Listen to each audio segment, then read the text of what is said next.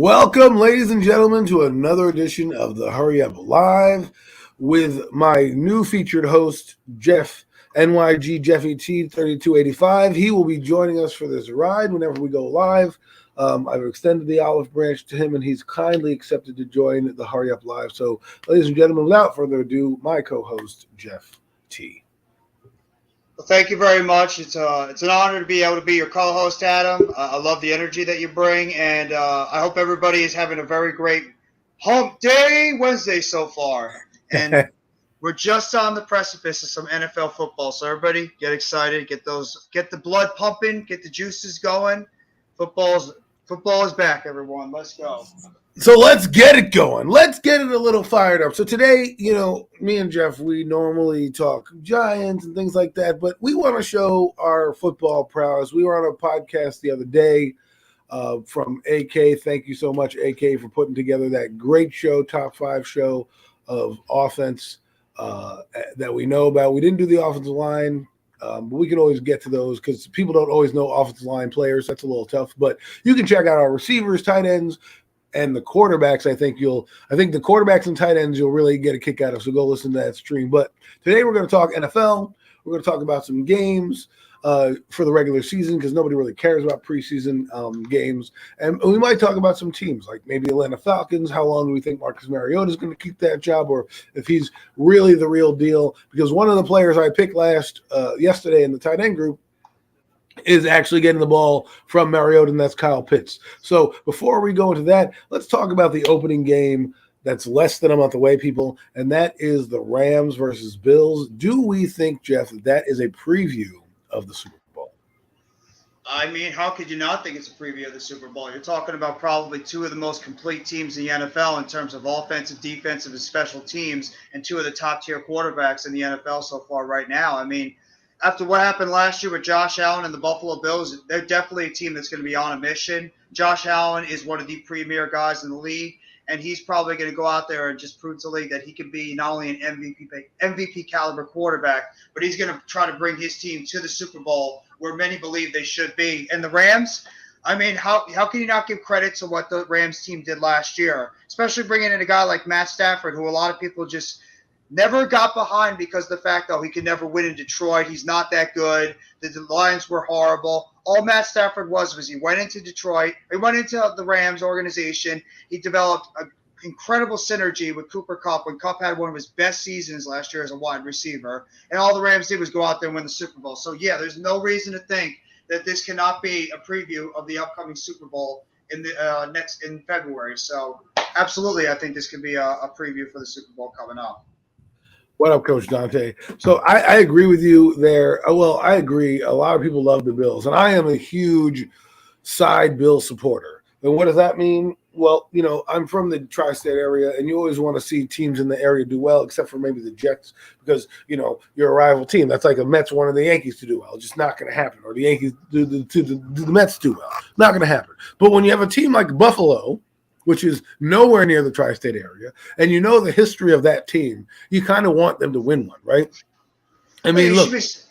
Should be surprised at some Buffalo Bills fans nowadays. They're getting on us because they're saying, like, oh, we're the only – they're like saying we're the only team in New York right now. You guys play in New Jersey. So, actually, it's the Bills fans that are chirping a little bit more because they've been the winning franchise, and they're the ones that they say we're the ones actually playing in New York while you guys are sitting there in New Jersey right now. So, well, it's interesting because you look at their history, and if you don't know about them, go watch their 30 for 30 about the Bills.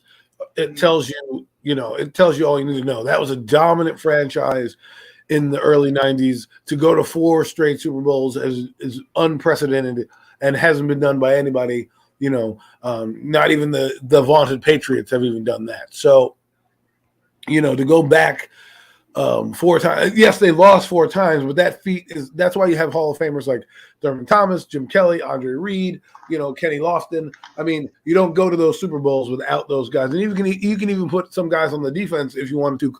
They were borderline Hall of Famers. Well, you have Bruce Smith, who, is arguably the best defensive end ever to play the game of football. But, if you talk to some Eagle fans, they may beg to differ. But going on about this game, I really think this is going to be a test for the Bills more so than the Rams because, like I said, first off, give respect, like Jeff said, to Matthew Stafford. I think he doesn't get enough credit for how good he is, because we talked about him yesterday.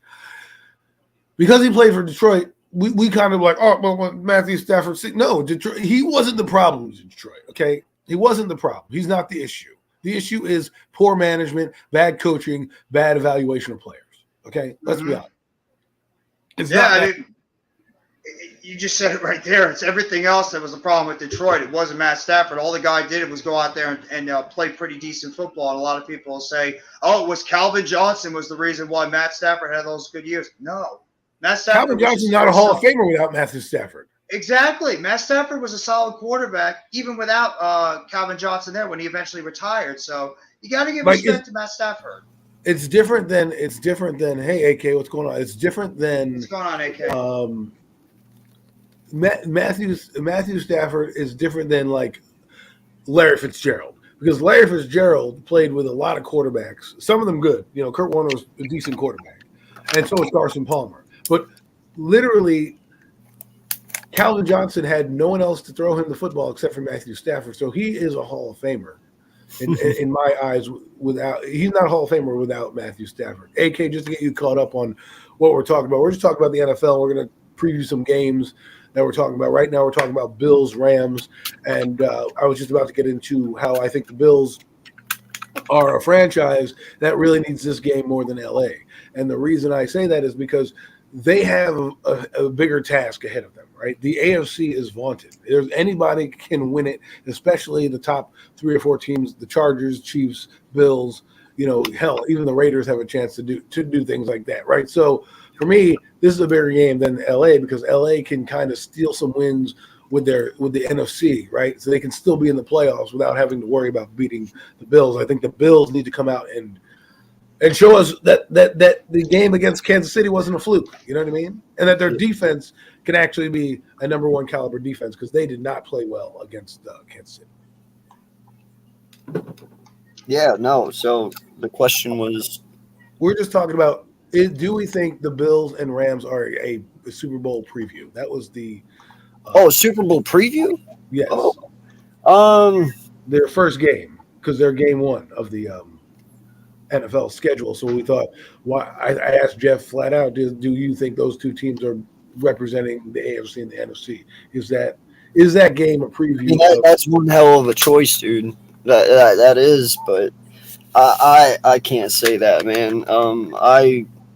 I've had Derek Carr as my dark horse MVP all year long, and if I have him that way, dude, I have the Raiders in the championship and possibly into the Super Bowl. Yeah, dude. People are sleeping on the Raiders, dude. I don't know what's wrong with everyone. Well, they didn't sleep on Devontae Adams with Aaron Rodgers. I get it. Carr's no Aaron Rodgers, but Carr's not a bad quarterback. So why don't we get into that since we're talking about the Raiders and I just mentioned the Chargers, right? Why don't we talk about the Raiders Chargers? I think it's going to be Raiders Chargers in the championship. So September 11th is going to be a preview of the AFC Championship game. I really feel that, yes. Wow. So let's get even into the more nitty gritty. Who is hosting? Because right now LA is hosting the game on 9/11. So who do you think will be the home? I'll give you the Chargers on hosting in the playoffs. But so you're gonna give the Raiders basically in the championship game against the Chargers. Chargers are hosting. Yeah. That is an interesting take, ladies and gentlemen. I mean, we talked about the Rams and the Bills, and we have a AK pops on, and he gives you a whole different perspective. So that's good. I mean, I don't know, Jeff. What are your thoughts about Raiders Chargers being the AFC representative? Oh, I think if it's going to be the representation, I'm actually going with the Raiders. They're going to be the home team because I just think I'm high on that team too, like AK is. I just think that the Raiders are going to be a team that nobody's really talking about. A lot of people think that they're going to finish third in that division because of the type of acquisitions and the quarterback position that the Chiefs and the Chargers have. Don't sleep on Derek Carr. The guy just went out there and he had another good season after all the turmoil that franchise went through last year. And don't go put in the penalty box. There's no reason to think who is the better team, Derek Carr or Pat Mahomes. I'm taking Derek Carr all day long. They lost Matthew at safety. They lost Tyreek Hill. I mean, yes, they got Juju. They got this guy. They got that guy. But, dude, the Raiders went out. They knew what they were getting into. They knew the competition that was headed their way, and they did exactly what they were supposed to. They got Chandler Jones with Mason Crosby. They look at the quarterback position. Okay, that's why. They look at the quarterback position. They always are going to be like, well, Patrick Mahomes is a better quarterback than Derek Carr. Derek Carr and Adam had 1,800 yards in college his senior year. I understand that. It's just they're going by what they're going by the eye test. I know. Well, look. I think the Raiders are a team that people need to really recognize. I think they're underestimating Josh McDaniels. Of all the coaches that have changed jobs, he has head coaching experience, right? I mean, most of the guys that I'm looking at, Mike McDaniels, the stalker or the catfisher from Miami, down in Miami talking down there with his big sunglasses on. He's never done nothing. Talking to Todd Bowles like he runs the joint. Like Josh McDaniels has done this before. People don't realize how hard it is to make Tim Tebow a competent quarterback in the NFL, and he won a game against Pittsburgh in the AFC playoffs. And I know that it wasn't great, but it was a walk-off touchdown. He had that team winning, and yes, it didn't go great in Denver, and yes, he did stiff the Colts, which he probably should have. Do not blame him at all, dude. If you went in there hoping and praying and thinking your QB was Andrew Luck, and then you go into that interview to find out, oh, he's retiring, shit, I would have done the same fucking thing. Right. And you don't want to. So he comes in. He's smart. He comes into a team that's, I wouldn't say ready-made, but a team that really fought and came together last year. Like, people don't understand the things the Raiders overcame last year aren't just your typical, hey, someone sleeping with someone else's, girlfriend or something like that, or this guy's kid, is this, that, and the other thing. Like, he's missing practice because he got sick, or there's internal fighting. These guys went through chaos. Their coach gets fired in the middle of the year. And then they go with a guy who's never been a head coach, who's old, just as old as Gruden, and who knows what's going to happen. Everyone's like, oh, they're going to tank now. They're not going to make the playoffs. Then their receiver goes out and has a horrific accident, right? Mm-hmm. And that weighs on you because it's in the news. You have to answer questions about it. You have to say, what's this? And that's two big events in a season. Most teams go through one, right? And it was AB the year before that, dude. Everybody forgets about AB. That was the year before. David Arnett that happened too. Their cornerback they drafted in that same draft had a DUI issue, and he also got cut. So that's two of their first round picks they had to release because of off the field incidents, and obviously, like you said, the coach. I mean, the last 2 years, the Raiders have just been punched in the gut, and every time they just fucking stand right back up. It's like they don't go away. What makes you think they're going to go away now? They feel like the old school Raiders now, right? The old school Raiders had so much turmoil, so many personalities, guys. I mean, Kyle Lozado, that guy was a beast. They had Howie Long and those type of players throughout there. I mean, the greatest announcer of all time came from their franchise, John Madden. So this team is a historic team. It was good to see them make the playoffs finally, even though they lost. I think the reason they lost is because they didn't have the dynamic offense that they needed. Right now with Josh McDaniels, Devontae Adams, you're going to open up a lot more guys like a Renfro. Look at Renfro. He had you guys said 100 catches last year? Oh, he's just ridiculously good. He's man. He had 100 catches, over 1,000 yards, and I believe he had 10 plus touchdowns last year. I can't say that's going to go up, but I think there are going to be more impactful plays for him. Why do I say that? Because if you're double Devontae, you have to double or use your best coverage man after that on Darren Waller, you're going to leave this kid open to make plays all day, and it's going to be like the Cooper Kupp that we saw, right? Just he's going to always be moving the chains, and if you're constantly moving. You said it before yesterday on your stream that this is going to remind you a lot of that Patriots offense back in the day with the receivers and the playmakers that he had. So I'll give you credit for you saying that. With Josh think about it. He had Randy Moss, which is Devontae Adams. He had Wes Welker, which is Renfro, and then he has a tight end in Darren Waller, who you can say is like I guess you could say Ben Watson, Gronk, whatever tight end you want to put in there. For what the Patriots did. I mean, in 2011, they used a more two tight end system, but in 2007 they had, Ben Watson as their tight end. They had, Wes Welker and Hey, let's clear something up though. When my boy's saying he's like Gronk, he's not actually giving him that props. What he's saying is he's built size wise and stuff like him. So I know people might hear that dude and go, "Oh my God, did he compare Waller to Gronk?" No, he did not. no, not Saying me. he's built like him. Right? Built. Are you talking about what I'm saying? But yeah, I'm talking about what you're saying. I don't want anyone to misconstrue that and then twist it around and say But at the something. same time, the guy has talent. I mean, the guy is No, he does. mismatch out there. He's a Well, big no, but mismatch. Gronk is probably the greatest tight end to ever live. Can we all say that? I'd say Tony Gonzalez is the greatest. My point that I'm making is that the personnel is similar to what they used in New England, right? It's like the same way they built that team in 07. They had a dominant receiver, an underneath guy, and a tight end that could stretch the middle of the field, right? Yep. Yes. Not to mention, they do have running backs who can catch the ball out of the backfield.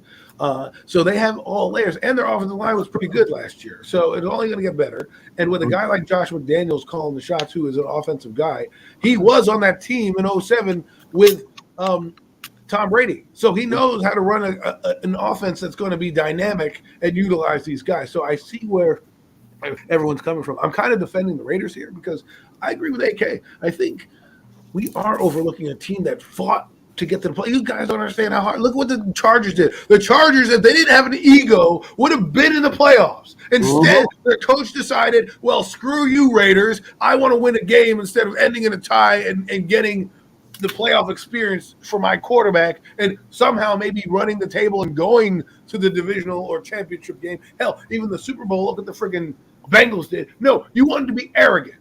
Mm-hmm. What did the Raiders do? The Raiders said, you know what? F you, we're going bye-bye. That's what they did. And that means a lot. Yes, they got beaten in the first round by the Bengals, but it wasn't for a lack of – it was for a lack of offense. Not that they weren't a good team. They have nobody outside of Darren Waller and Hunter Renfrow. Guess what? Drop in Devontae Adams.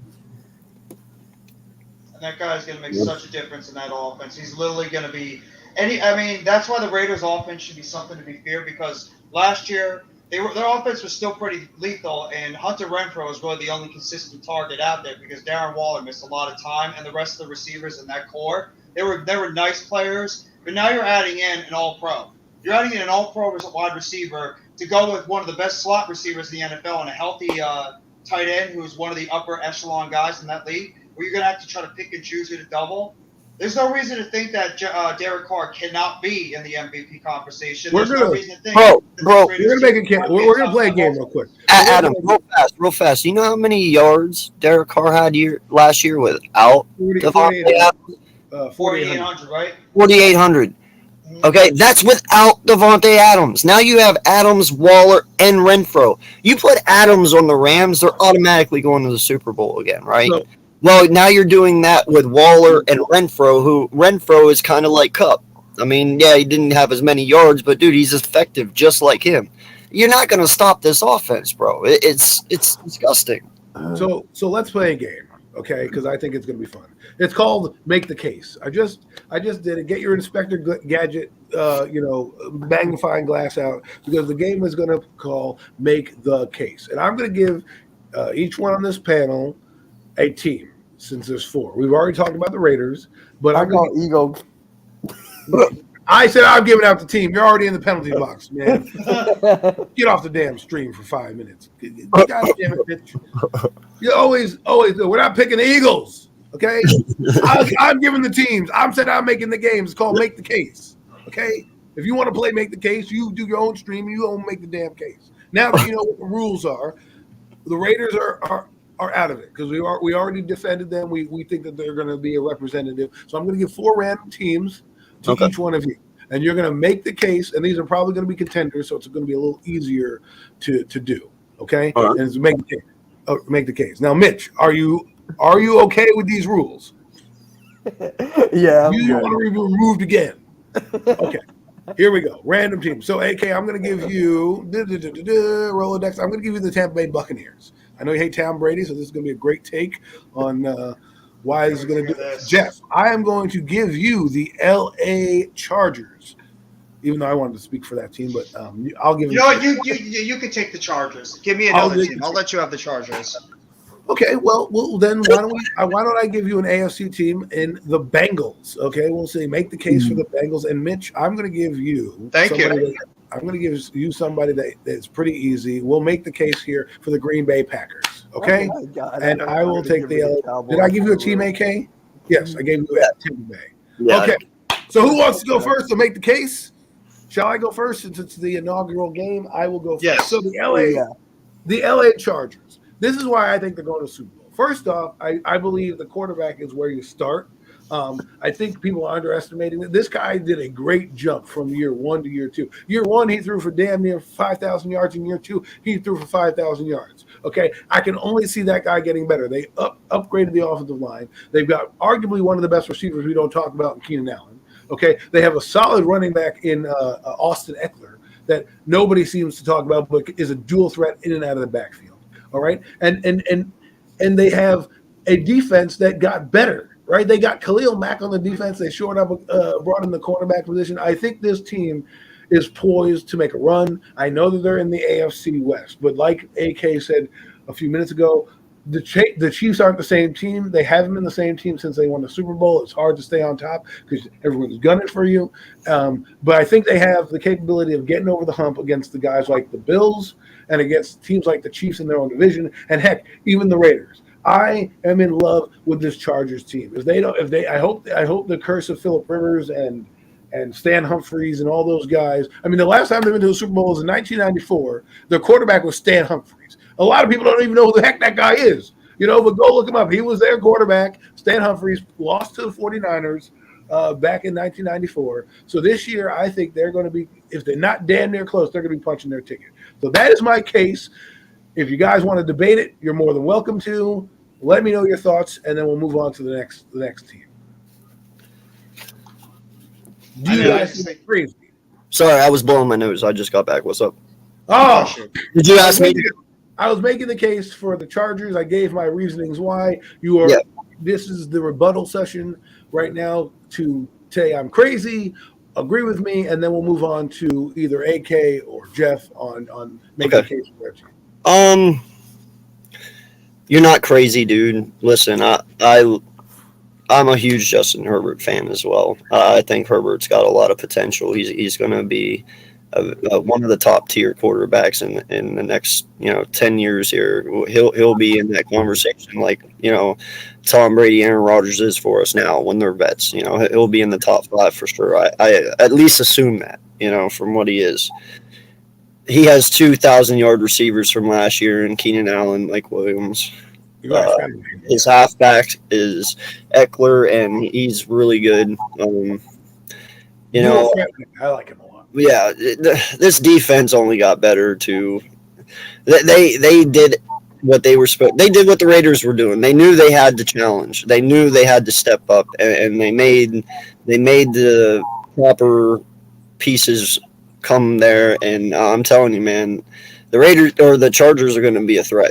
They are. They were a defensive stop away from winning that football game. Remember, I don't think they got the ball in overtime, but they didn't stop the team from scoring, right? So now they have Khalil Mack, who a lot of people don't understand. The Bosa guy is going to draw all the attention, and then you have Khalil Mack cleaning up on the outside. It's like Chandler Jones and Max Crosby, man. But anyways, But I don't know, man. I just really hope, and this is.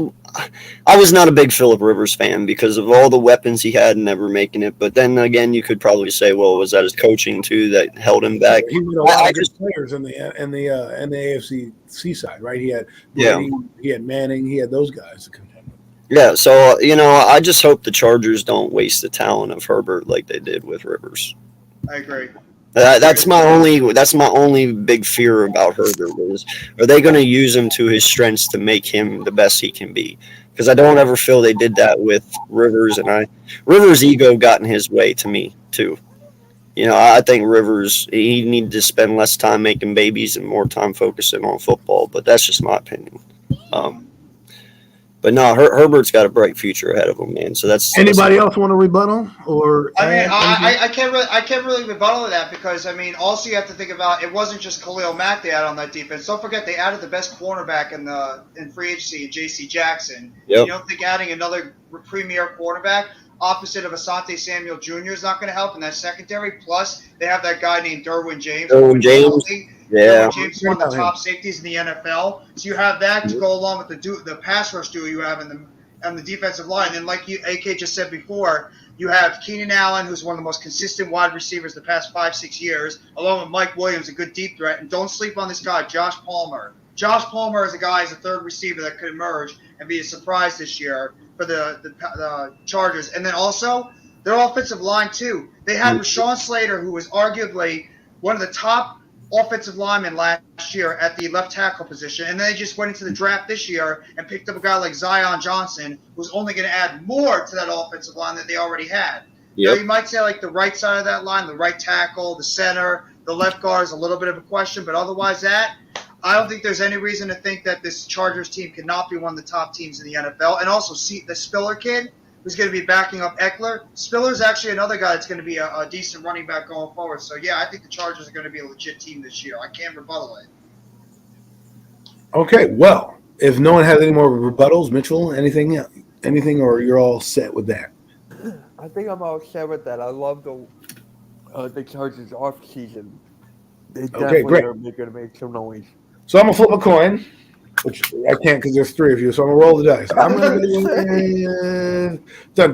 we'll go with Jeff because I want to hear his case for the Bengals returning to prominence. All right, well, why can't the Bengals return back to the Super Bowl? Guys, I mean, the Bengals have been a team that have been talked about as a joke for so many years. It took them 5 years for them to finally put together a competent team behind Zach Taylor, who a lot of people are saying could have been fired this past season if they didn't go on the type of run that they did.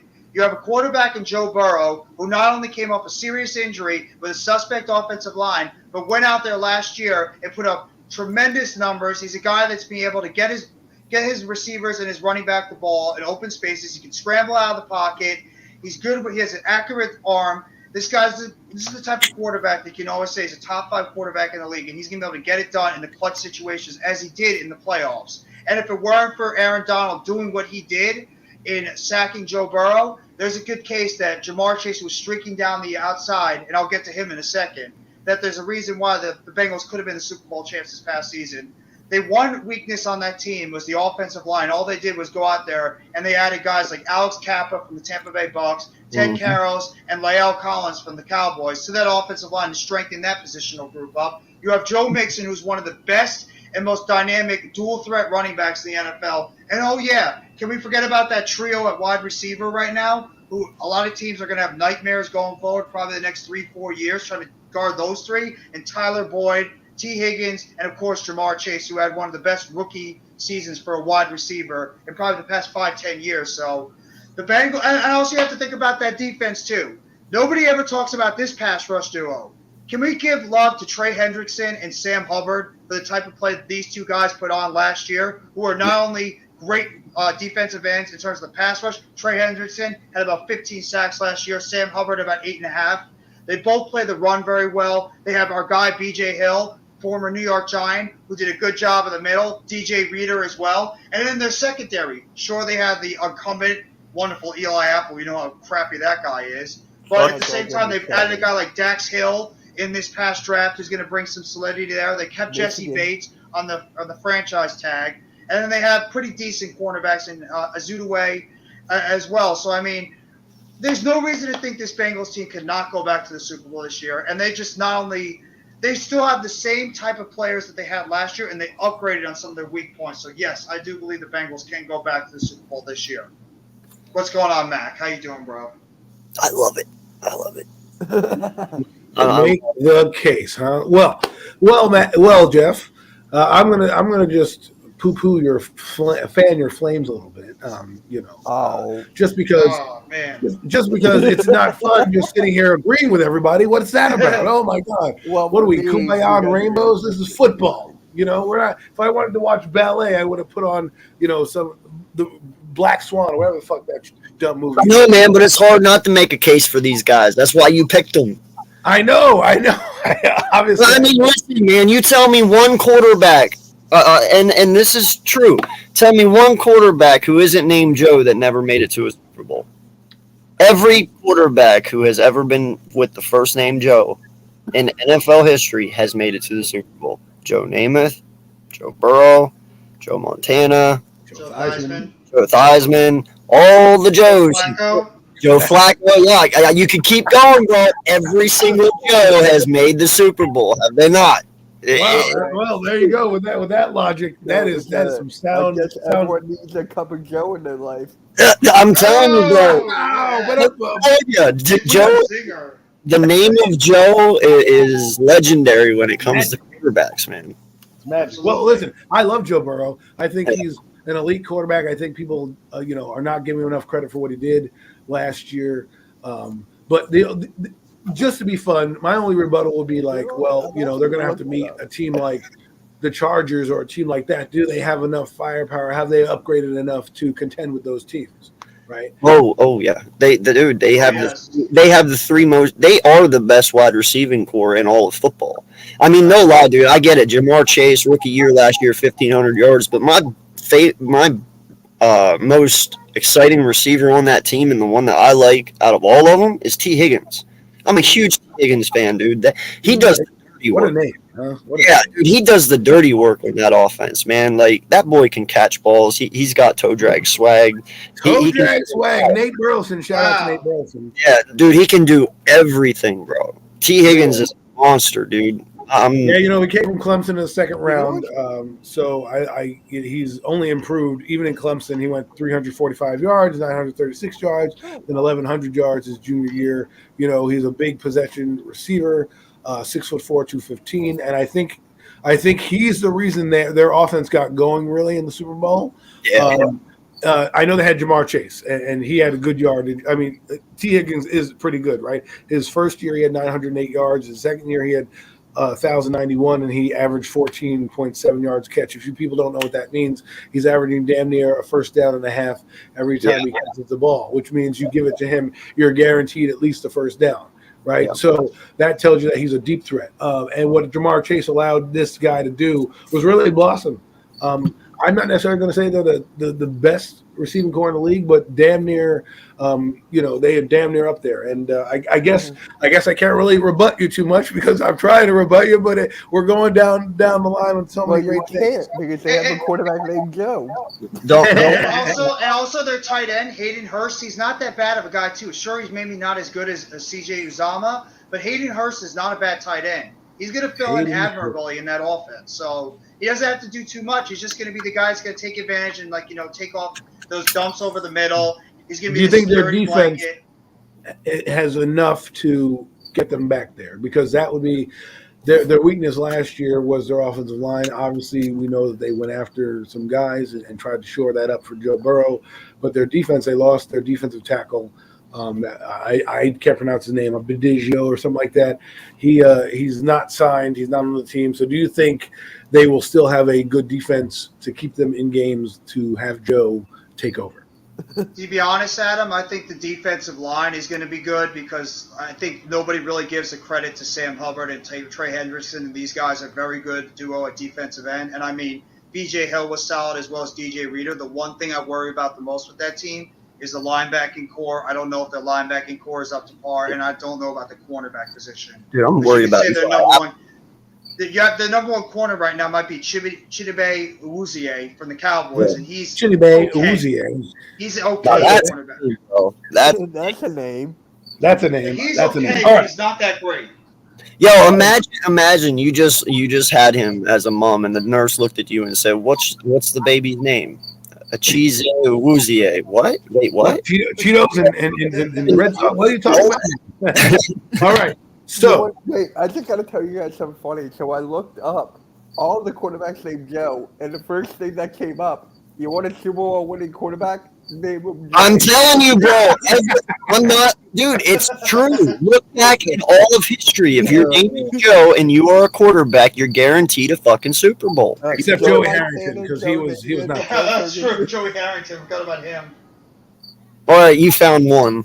One out of One out of right.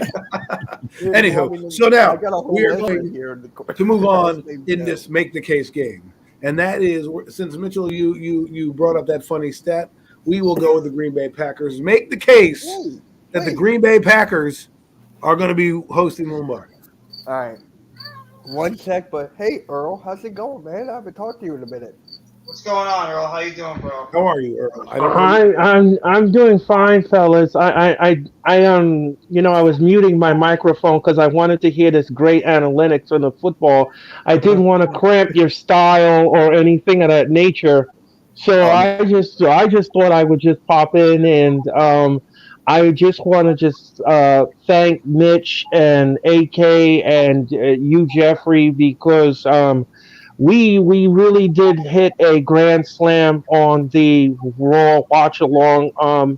122 views were the video this past Monday, and I have to thank Hardcore Sports, and I have to thank everyone here at Hardcore Sports because you guys are absolutely fabulous. I love listening to you guys talk football and other sports. It's just absolutely fantastic. You guys' analytics are just out of this world, and it's refreshing. It is refreshing. But thank you. Thank you very much, Earl. Yep. Yeah. Appreciate it. So I just thought I would pop in and say that. You know why we do it? Because guys like you give us that praise, and we want to make sure we give you great content that you can listen to and also enjoy, right? It's not the four guys just sitting here yelling at each other. So we try to take our biasism away when we do this, you know. You got to. You can't be a content creator and have bias because that's going to always slant your view of things. You've got to come down with a measured approach. And I love the game of football. I don't just want to talk about my team all the time, even though I do. I mean, I bleed my team, but I like the NFL. I bleed the NFL. I love the game. I love talking about the intricacies of the inner workings of teams and things like that. So this is just enjoyable for me. I thank AK and guys like Jeff and Mitch for giving me a platform to be a crazy loon that I am, to give you the, what I think about and what goes on in this crazy brain of mine. And, Jeff and AK mostly have been able to listen to this crazy guy go off on his rants and tangents. But I love it. It's funny. It's great. I do the same thing on my show. I rant and rave sometimes myself. Being a wrestling fan is a very stressful job. It is a very stressful job. It is. Because everybody does not seem to understand that every time something comes in and you read through the analytics and you read the little nuances of what they're doing. I just read a while ago on the internet that AEW is trying to copy WWE and give a 2-night pay-per-view. I personally don't think that that's necessary to do that. But I mean, if you're trying to compete with WWE, I mean that's I personally wouldn't do it. Well, if they were facing the Vince McMahon WWE, then they'd have no problem. But the Triple H WWE is going to go back to the Ruthless Aggression era. That's what I feel they're going to do. Yeah, exactly. So, they're definitely watching again. Shit. Yeah, so I product is night and day. AK. I was an attitude baby, man.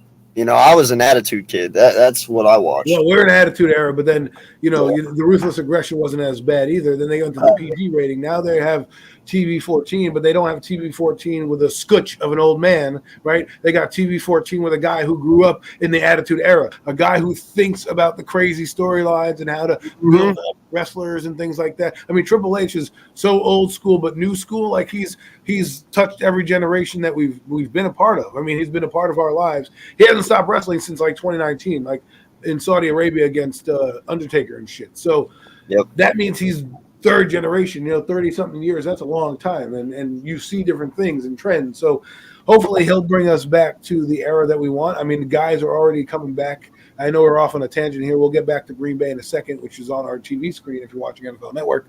But Triple H is going back to the era that he knew, right? The era that he did. He fired James Laurinaitis. He's getting rid of the old guard. Some of the guys that have left the company and now wanting to come back because they know that he's going to put them in a direction, even if they're not fighting for a title. Storyline is going to be epic. I mean, did you see this past storyline that just happened on Monday? This past Monday with the whole arrest angle. If you guys saw the end of the main event match, Seth Rollins. There's a guy that got arrested in the middle of the crowd, and you're thinking like, is this just real or something? No, it was staged on purpose because it's the return of another wrestler. They're just setting up another angle with all these other things that you have to really pay attention to. That's what WWE and wrestling missed, is that element of surprise, something you don't expect to pay attention to. Like, that's why Roman Reigns needs to lose the title, because I'm tired of the same stagnant product. He probably won't, because they want to do the Rock thing and promote the XFL. But I think Triple H has the balls, and the cojones to be like, you know what, Rock, I'm going to make Drew McIntyre the guy. But anyways, let's get back into it. Make the case. That's what we're playing. Mitch, make the case for the Green Bay Packers. Okay, guys, I'm gonna go, but I want to thank you all again for your service. You don't need to go, man. And no, I have to work on something, but I do want to congratulate you all for your great content. And Mitch, I will see you later for Quake by the Lake. Wait, whoa! You can't leave after saying that. What did you say? That's the AEW show's name tonight. Quake by the Lake. Yes. Cool. Well, thank you that you clarified that, because I had no idea what was going on in my head. He's not even joking. He's not even joking. The name of the show tonight for AEW is Quake by the Lake. It's dead serious. What's it supposed to mean? Like, an earthquake by a lake? Like, is that what that's? I don't know. It's Tony. I don't know. Names for these. That was kind of inappropriate if you asked me. I'm not going to Quake by the Lake. What are you eating? Eating Quaker Jacks or whatever those are. But anyways. Oh my God! I'm telling you, Green Bay. Mitchell, make the damn case. We need to stop interrupting him so he can make the case for the Green Bay Packers. I'm sorry, I was just laughing. Damn it! This is why the show goes off the rails, Mitchell. You are the train derailer. The train goes off the tracks. We invite you on, and catastrophe happens. You are the train for this one. This one was not me. You are the weakest link. Goodbye. I'm not going to remove you because, damn it, I want you to make your damn case. But damn it, we got to get the show back on the tracks. All right, let's step into it. Let's go. Come on. Green Bay, go. Dead air doesn't get us anywhere, Mitchell. I didn't even do anything. Go. I'm trying. You got me laughing like crazy. Shit. All right. Aaron Rodgers. People are telling me time and time again that Aaron Rodgers can't get over the big game, can't get over the hump. I'm telling you right now, since Davante Adams left, we got a different beast in Aaron Rodgers. We got the weapons for him, especially. Oh my God, my nose. Especially Aaron Jones and AJ Dillon. I guarantee you guys, these are going to get a lot of carries for a lot of yards. They're going to be a good running back duo for this season. And Aaron Rodgers, people are forgetting, he is undefeated without Davante Adams. All right? He knows how. Oh my God, I can't speak. He knows how to get the players even better. He knows how to hit them in stride. I'm telling you, Aaron Rodgers is going to take us to the promised land. Well, you made a completely good case there, but you sound like you're sick. So we're, It's just I agree with you. I think Aaron Rodgers can do it. I mean, they were 13-3 the last two seasons. That's 26 victory. That's 26 victories and 6 losses. It's crazy to think that they did that back-to-back seasons. Now, my only problem is with this team is that their offense. I just want to see if they have a playmaker to rise from it. I agree with you that Aaron Rodgers makes everybody better, and I think we're underestimating that because as AK points out so eloquently, he was an MVP candidate prior to having Davante Adams. Twice. Yep. So, and that's with Jordy Nelson and I think Randall Cobb and guys like that were on his team, right? Before Davante Adams even came into the picture. Greg Remember, Jennings. we forget how old Aaron Rodgers is. He played in 2000. He was drafted in 2005, right? Yeah. So he's been in the NFL for a long time. And, you know, he just now had what? Davante Adams was in 2014 draft. So, yes, the second half of his career, Aaron Rodgers has had Davante Adams. The first half of his career where he was establishing how good he was, he didn't have that guy. Yeah. But he made guys like Jordy Nelson better. And I think they won a Super Bowl, if I'm not mistaken, without Davante Adams on the team. So, you know, maybe – so you know what I'm going to say?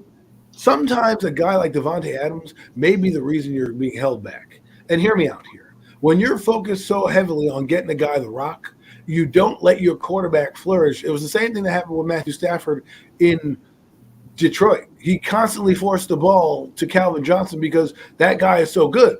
But then what happens is, unlike the Bengals who seem to want to spread the ball around, right? You don't get those guys who step up because you're so focused on a guy. Like I've seen guys win without a receiver. You took a receiver away from them, and they win Super Bowls. Tom Brady has not won a Super Bowl with anybody prominent outside of Tampa Bay. Once he went to Tampa Bay and won with Mike Evans, that's the first time he had a legitimate receiver that was a household name when he won a Super Bowl with, right? So Aaron Rodgers, we're talking about Jordan Nelson, and I forget who else was on that team, possibly Greg Jennings. I could be mistaken. I think it was Greg Jennings that was on the team. You know, like and a washed up Greg Jennings, not like a in his prime Greg Jennings. So I can see him doing better without Davante Adams. There is what I'm trying to say. Being able to spread the rock around. Anyone have any disagreements, thoughts? I still worry about the wide receiver position a little bit. I know Aaron Rodgers is probably still gonna be able to put up the numbers even with the guys he has, but you just have to wonder if any of those guys can come into double teams and be able to open things up for everybody else, like a Davante Adams could, like a Jordy Nelson could, like a Greg Jennings or a Donald Driver or Jordy Nelson, any of these other guys in the past. I mean, Allen Lazard, we can all agree, is probably a good number 2, maybe like a mid-tier to a low-tier number 2, probably a number 3. Christian Watson, the rookie, is probably not off to the greatest start right now in training camp. They had Donald Driver on that team. They had Donald Driver back in the day. They had this one kid, Dubas, I think, as a rookie that seems to be doing pretty well as a rookie receiver. Okay. But you worry about that wide receiver position going forward. If guys like Allen Lazard, Sammy Watkins, Christian Watson, Dubas, these guys can get the job done for Aaron Rodgers and open up places. Let me break down this 2010 team for you. The Packers, this was the Super Bowl team, I think. It was Aaron Rodgers, 5 years. It was his 5th year in the league. He was 27. He threw for 3,900 yards, 28 touchdowns, 11 receptions, and he rushed for 356 yards and 4 TDs. So overall, he had over 4,200 yards all-purpose out there, right? They had a running back who wasn't great in Brandon Jackson, but they also had Donald Driver, who, you know, was the back end of his career, 51 catches, 565 yards. Greg Jennings that year had a monster year. 76 catches, 1,200 yards, 12 touchdowns, and 1 rushing, right? So he was their focal point of winning. And then they had a decent offensive line that year that started most of their games, right? So all I'm just trying to say is, you know, he won with guys that weren't as – we can argue how good Greg Jennings was, but he is no Davante Adams. He did have a great year that year, but I could just see Aaron Rodgers spreading the ball around. This is when he was 27. He is now 37. All right, I got to say something, man. I do. I have to. This is something I've been trying to get out for a while. Aaron Rodgers, the only thing eluding Aaron Rodgers is another Super Bowl ring or 2. I'm telling you guys right now, Aaron Rodgers is the best NFL quarterback when it comes to accuracy in throwing the ball that we have ever seen. He has 112 QBR. His completion percentage is like 105. He's got less than 100 interceptions in 19 years. Tom Brady has 256. Peyton Manning has 200 and some. Okay? This guy hasn't even broke 100 yet. I understand it's Aaron Rodgers and he's a dick. You know, he's definitely needs to check his ego. But when you look at his stats, bro, he is statistically the best quarterback we've ever seen. I'm telling you right now, like, the only reason people put Tom Brady ahead of him is because of 7 Super Bowl rings. And I understand that. But when you look at Tom and you look at Aaron, dude, Aaron's better than Tom. I'm telling you guys that right now. Look at it. It's there. It's real. It's just that's not an analytical thing that he's talking about. That No. is a fact that he's talking about. So when I was talking about Gronk and personnel, I was comparing just the personnel. He's actually saying, folks, that this guy is better than Tom Brady. I'm not arguing with him. I'm just letting you know what it is out there. So with that being said, unless anybody has any other comments about Green Bay, we can go to the man, the myth, the legend, AK himself, and defend Tom Brady and the Tampa Bay Buccaneers for I can't wait for this. being the now two-time. Did you see Mac's comment real quick though? Before we move on, like Max made a comment talking about Rodgers and this maybe being the worst receiver core he has to work with. So you have to. I'll tell you what, if he makes it work with that receiving core he has this year, come fight me. If this dude comes out with Watson, Lazard, and whoever the hell his third is, and he wins another fucking MVP back to back to back to back, fight me. Because I'm telling you, Tom Brady, dude, that's insane. Mac is right, dude. If he wins another MVP and he throws 4 interceptions this year with this wide receiving core, I don't want to ever hear anybody disrespect this man again, no matter how big of a dick he is. You can't ever disrespect his play on the field. I can't argue that. I mean, I'm not a fan of Aaron Rodgers for reasons of, like, I've just seen other quarterbacks who I feel are better than him. And at the end of the day, it's the Drew Brees argument. Everybody loves Drew Brees, but he's only got 1 ring, that he's done, right? So I know. You know what I mean? For me, this is, I love it. I can't say anything. I have to respect Aaron Rodgers' game, but for me, in my categories, I've just never been like, oh, Aaron Rodgers. Ooh, I'm like, all right, he's great. It's always the rings. That's what makes you and breaks you. In all honesty, like, as fans, every argument we always have, it always comes down to how many rings you got. Well, when we're comparing greatness to greatness, that's what it comes down to, right? It's not like I'm comparing Aaron Rodgers to Daniel Jones or No. Jimmy Garoppolo or anything like that. We clearly know he's better. But when you talk about overall things like Dan Marino, he's a guy that never gets the recognition he deserves, but For sure. He's top 10 quarterback of all time in passing, right? So, because he doesn't have I got a question. I don't mean to cut you off. Sorry. Like, no lie, if Aaron Rodgers had 3 Super Bowl rings, would it be an easier argument? Probably. Exactly. That's my point. Just because of Super Bowl rings, just because of the fucking ring. That's what I'm saying. That's what eludes us. And that's what we got to ultimately stop looking at, because rings, that's a team thing. I get you. Quarterback. You're right. It is. That's why I'm saying, like, a guy like Dan Marino doesn't get ring. Like Matty Ice. Matty Ice is 4,200 yards away from taking the 6th or 7th spot all time in passing. Yeah. He's Phillip Rivers. Well, we don't give him any credit because, he's Matty Ice. He's just, blah, blah, blah. But he's done a lot in his career, right? If Kyle Shanahan wasn't an idiot during that Super Bowl, they win the Super Bowl. All Matt's known for is 28-3. That's when you think of Matt and you think of the Falcons, it's like, 28-3. That's not even him. That's his own. It wasn't even him. What? Well, the thing was, I said to friends when I was watching the game, and they're not here, so you can believe me or not, but I turned to them and they asked me, well, do you think the Patriots can win? I said, yes. They said, how? I said, well, if the Falcons are dumb and, pass it here and cause a turnover, the whole game's going to change. Well, guess what? Dante Hightower blitzes up the middle, causes a fumble. The Patriots get the ball back and score, and they look at me like, what is wrong with you? I don't know, man. I wouldn't have called that play, but I'm just saying that's how they come back in the game. Yeah, do you know why you guys beat Tom twice and we beat him once? And it's the one thing that Atlanta didn't do that we did. Blitz when they came at 28-3, They stopped blitzing. They stopped pressuring Tom. They played prevent pretty much, and they played safe. Okay, what did you? After that turnover happened? I know, but you kept sending the blitzes even after halftime. Prevent defense. You gotta. One thing. You're preventing yourself from winning. Yeah, and no lie, dude. To win against Tom, you have to blitz him all 4 quarters to win. You can't just stop, and that's where Atlanta messed up. They stopped pressuring him. Well, they also started like you didn't need to pass the ball. Your run game was getting it done. Yeah, and you're inside. The problem is you're like on the plus side of the 50-yard line, and you decide to pass the ball instead of turning it to you and hand off your running back, and you fumble the ball and strip sack, and you're giving them a short field. They go down to score. The momentum has just changed. Game over right there. What's their half that in the Super Bowl? I forget. Was it Freeman? Was it Freeman? Yes, they had Freeman and Tevin Coleman. And he was a good back that year. That was Devontae Freeman was a good back, and Tevin Coleman was a nice backup. Okay. Yeah.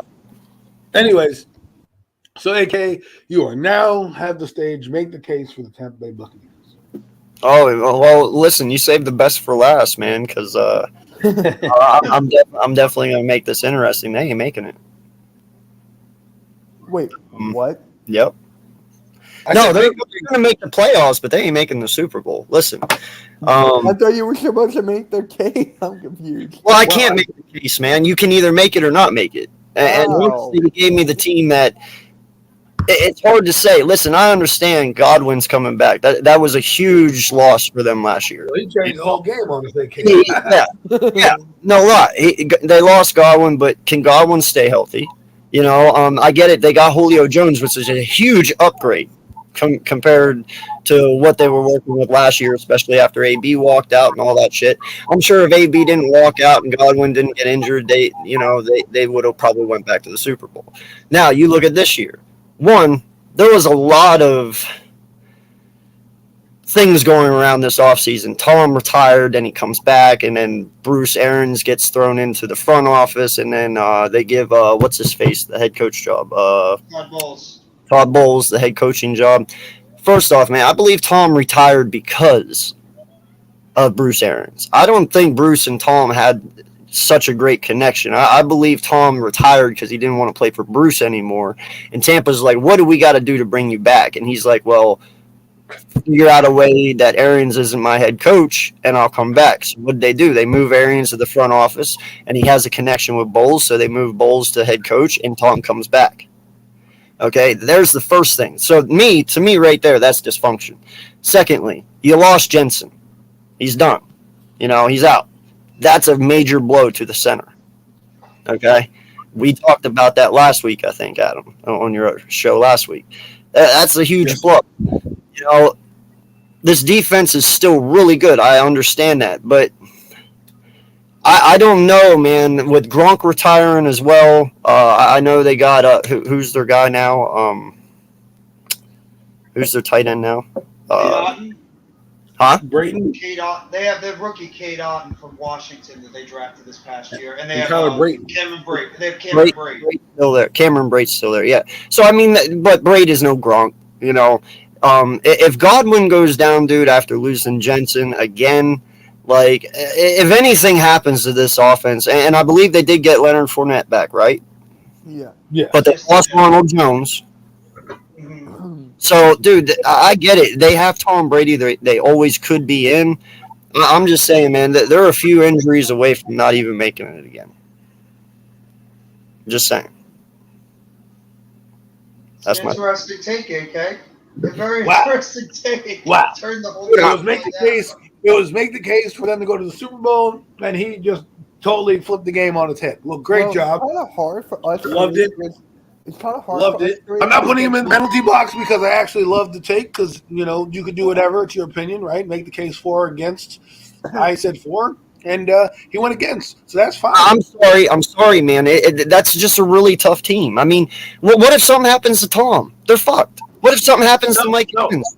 I agree with you. I agree with you. I'm not complaining about what you did. I think it was great. Right. He had What you want to do? This is the type of stuff you do. on us. You make a show, and people are allowed to have their opinions, and that's what makes this great. I mean, you made the case, and I can't agree. I can't disagree. I mean, That Jensen injury is so bad, a lot of too. guys. Mike Evans is a little banged up right now, so who knows? Is AJ going to come back and be AJ? I don't think so. He's going to be productive, but I mean, how much more productive is he going to be than what AB was for him last year? Will he have 500 yards? Will he have 8? Will he have 9? I don't know. Like, They have that guy Russell Gage too, who they picked up as well. Is a very solid slot I mean, receiver. Julio Jones. I don't know what he's going to do. We'll see. And will he have a renaissance year? Because that could be the guy that is the X factor for the Tampa Bay Buccaneers, Julio Jones. If he decides to get out of the funk that he's in, because sometimes that does it for him. I'm not saying it will. I'm not saying it will. Struggles with hamstring injuries big time. Huh? He struggles with hamstring injuries a lot. He's been getting hit a ton lately. Yeah. Well, let's see if being with Tom Brady and this organization kind of revitalizes him a little bit. Tennessee, he was good, but let's be honest, he didn't really fit his skill set for what he needed to do. He's a guy that gets better as the game goes on. You had A.J. Brown there. So we'll see what happens. I mean, it's But kind for of me- hard for us because we don't have a quarterback named Joe. Excuse me? We don't have a quarterback named Joe. So it's kind of hard for us to win a Super Bowl. how you doing, buddy? Well, the What's one going guy on, named Chad Tom, Logan? What up, the one guys? guy named Tom, he's won 7, so that's pretty good. What about their Yeah, defense? yeah, What do you guys think what- about their defense? Oh, it's Tom and Jerry. Hey, about whose defense? The Bucks defense. Like, do you guys trust that Bucks defense? Oh, yeah. This year? Oh yeah, no, I think their defense really hasn't changed, right? They didn't lose anybody this offseason, correct? I think they lost Sue. Is Pierre-Paul and Barrett still there? No, Pierre- Pierre-Paul. I don't think Pierre-Paul signed yet. Okay. They still have Okay. I Devin don't White. think- They still have Devontae David. They brought back Carlton Davis at corner. Yeah, they got their linebackers, they still got have their, Winfield. got their safeties. Like, yeah, their They did defense. lose Whitehead. They did lose Whitehead in the safety position. Oh yeah, they wait. They they did have lost Whitehead. signed him back. No, Whitehead, I believe, signed with the Jets. That's right. That's right. You're right on that. I forgot about that. That might They be. used their money. They used their money to re-sign Godwin, Jensen, Carlton Davis, and I believe they extended Levante David, and I think they extended Vita Vea as well. But they lost Sue. Yes. They lost Whitehead. They lost Ronald Jones. Well, they have I don't know how good that Tyron Sebastian guy that they got from Washington last year, from Washington State.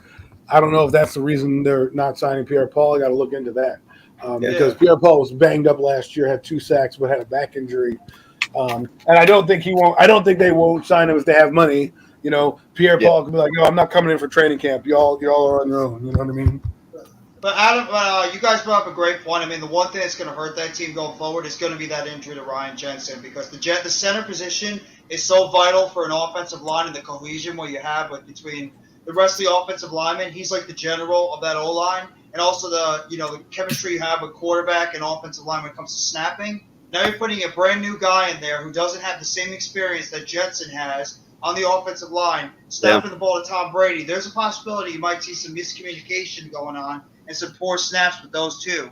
It's going to take more time than just a couple of games in the preseason. So that Ryan Jensen loss is a big loss for that team. Would you put Jensen at Jeff in top 5 of centers? Yes, I would. Easily? I think Jensen's one of the best centers in the NFL, easily. But we have the best center. But my point is though Shut up. my point though is when you lose somebody that we all consider a top 5 center in all of NFL, that's a huge piece to miss. Yeah.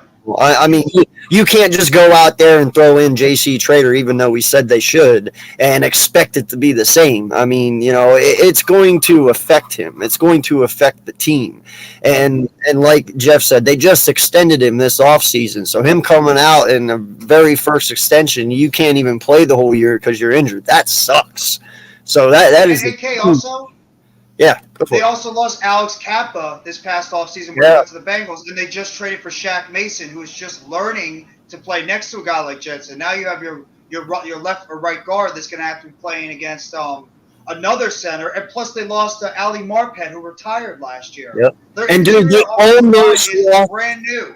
They almost lost Wharfs last week. Remember Yeah, that but he got scare? hurt. Like, dude, he cramped up or whatever. But dude, it was very close. If they would have lost Jensen and Wharfs, dude, it's over, done. I mean, you have to think about too. Their entire interior offensive line now is brand new. But they bringing in, I forgot who their left guard is right now, but they trade for Shaq Mason from the Patriots. They just lost Ryan Jensen. Now they're putting their faith in a young, unproven guy at center. The only sure things they have is Donovan Smith at left tackle, who's been there for a while, and obviously Tristan Wirfs, who's one of the best right tackles in football. But I mean, their interior offensive line is going to be tested immediately. And of our opposing defenses, I think the defensive tackle position on the opposing team is going to be a problem for that Bucs team. So if you want to talk about the biggest issue with that team, you could say maybe the linebacker, the cornerback position. But I think the biggest issue for that Bucs team, not besides health, is the interior offensive line and what they have to deal with. Something just came out that the Bucks backup center Robert Hainsley just had to be helped off the field and carted to the locker room. Let me put it this way to you, Adam. I'm not saying the Bucks can't make it. Okay, what I'm saying is they probably, out of all the teams we just talked about, they probably have the toughest road to get there. Can we all agree to that? Oh no. Listen. You did the game just fine. You made a case, and I didn't really specify clearly. Damn, so you made the case. Damn. What? Like, they can get there, bro, but if these injuries keep piling up, it's going to be hard. Tom Brady is probably not happy. They're lucky that the NFC is weak. That's what allows them to do that with all these injuries. Exactly. Dude, if he was on the Patriots right now, he'd be fucked. He would be. He would be. I mean, if these injuries Russell Gage got hurt too. Wait, what? Russell Gage is apparently hurt too. Oh my God! There's a report right now that Todd Bowles doesn't have an update on Robert Hainsley yet, and doesn't know about Russell Gage. So obviously Russell Gage. Yeah, I just saw that. Too. That's crazy. That's insane. Dude, did I just jinx the Bucks? If I did, I apologize. I will shut the fuck up. All your fault. My bad. There's some issues with the wide receiver core when it comes to all injuries. Your fault, AK. I'm sorry. I just spit facts, and facts gave reality. My bad. And boom, look at you. You just talked it into existence, and now the Bucks aren't making it. And Tom Brady cannot be happy with that interior offensive line. So I don't think they're going to make the playoffs because Todd Bowles not a great coach. That's all. Yeah. Wow, you don't even. Wait a second. Hold up. Time out. You don't even think they make playoffs, bro? With all these They're making injuries? the playoffs. Hold up. I gotta see here. Hold up. Let me go back to something here. I love where he went with that shit, man. Oh wow, we just started a whole new can of worms. AK's getting the notes out. You just brought it to another level, Adam. Oh no! I'm just saying, Todd Bowles. The note is out. Yes. Let's see the notes. Change your background to uncensored. What did I do wrong? You didn't I do don't it. think Todd Bowles is a bad coach. You didn't do anything wrong. Nothing. I love where you went with that. I just gotta find some. I'm just saying. To me, he's not Bruce Arians, and he's going to be good only for the fact that he coached the he's Jets. players. But if the whole thing is that he's going to go to the playoffs because he has Tom Brady, well, if these injuries keep piling up, they're not going to make it. Because I don't care. Todd Bowles, I don't think will have the cojones to do certain things that Bruce Arians would do. I just like Bruce Arians better as a coach. No disrespect to Todd Bowles. I just think this was forced. And the Jets, yes, it was a debacle with the Jets, but let's be honest. He didn't even make the playoffs with that team. Bro, in all honesty, man, let's be real here for a second. Tom? He could easily win this division of his, or he could very easily lose it. And in all honesty, this could probably be the worst division in football this year. Right. Now, let's start with it, because the Saints lost, if I'm not mistaken, Winston got injured, right? for the Yes, Saints. he did, but he's day-to-day right now. Okay. Well, yeah. So we don't know what's there yet. Falcons have Mariota. I think highly of him. I don't know how he's going to work in Atlanta. I told you guys over the offseason, go get Mariota. Give him a shot to face Daniel. You know, he sat behind Carr. Well, that's what the Falcons did. So we're going to see what happens there. Panthers have, well, we all know who they have. Honestly, what they don't have. yeah. So this could honestly be even worse than our division because these teams, yes, they are talented, but injuries are piling up very fast.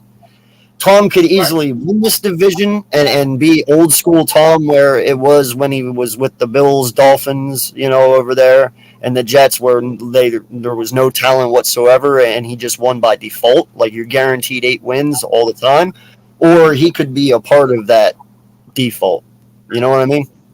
Well, I'm just saying, like, with the shit hitting the fan that is going on now, I can see if adversity struck Arians pulling them out of a rut. I don't think Tom Brady is going to be like, yeah, Todd, I believe in what you're doing. You know what I mean? What's up, Bash? I think he's more of a puppet. Yeah. Than an actual coach. And so for me, I'm just worried that when shit hits the fan, if they're 4-4 after 8 games and they're kind of struggling and teetering, that will Todd be able to galvanize this team to make it. I don't think he's the play. I don't think he's their coach right now. I think he's their coach. What's the schedule? Well, and in all honesty, man, I don't even think Todd Bowles is going to even try to be that guy to galvanize the team. I think he's going to leave that on Tom. Yeah. Well, and I think that's why, and I think that's where the beef between Tom. Well, I'm not saying there's a beef, but I think that's where the why it didn't work between Aaron's and Tom is, dude, Aaron's has a big ego. Tom has a big ego. Tom wanted to probably call, and Aaron's probably didn't want him to. You know, they're two people who think they're just that guy and they know what they're supposed to do. Right. Well, and Todd Bowles is not that. And Todd Bowles will listen to Tom. If Tom says, "No, dude, we should do this," he'll probably be like, "All right, let's do it." He'll trust. I don't think he'll listen. I just think the ego is less with Todd Bowles. Exactly. So it might work or it might fail, bro. That's all I'm saying. It's like the LeBron James thing I say, right? LeBron James never gets a coach that's bigger than him, because if that's the case, you know, like if they had Phil Jackson, he would never work with Phil. No, because Phil would be like, yo, I'm doing it this way. I've got 6 rings. Listen to me. And LeBron would be like, oh, I want to run the team this way. You know what I mean? So I feel like that's what's happening in Tampa Bay, kind of that same effect. Well, we're going to bend down for Tom because he's won a couple of championships for us or got us to the Super Bowl twice. And Bruce Arians, who's older anyways, we can get rid of. Because the thing that doesn't make sense to me is why, if you want to get rid of the guy, is he in the front office?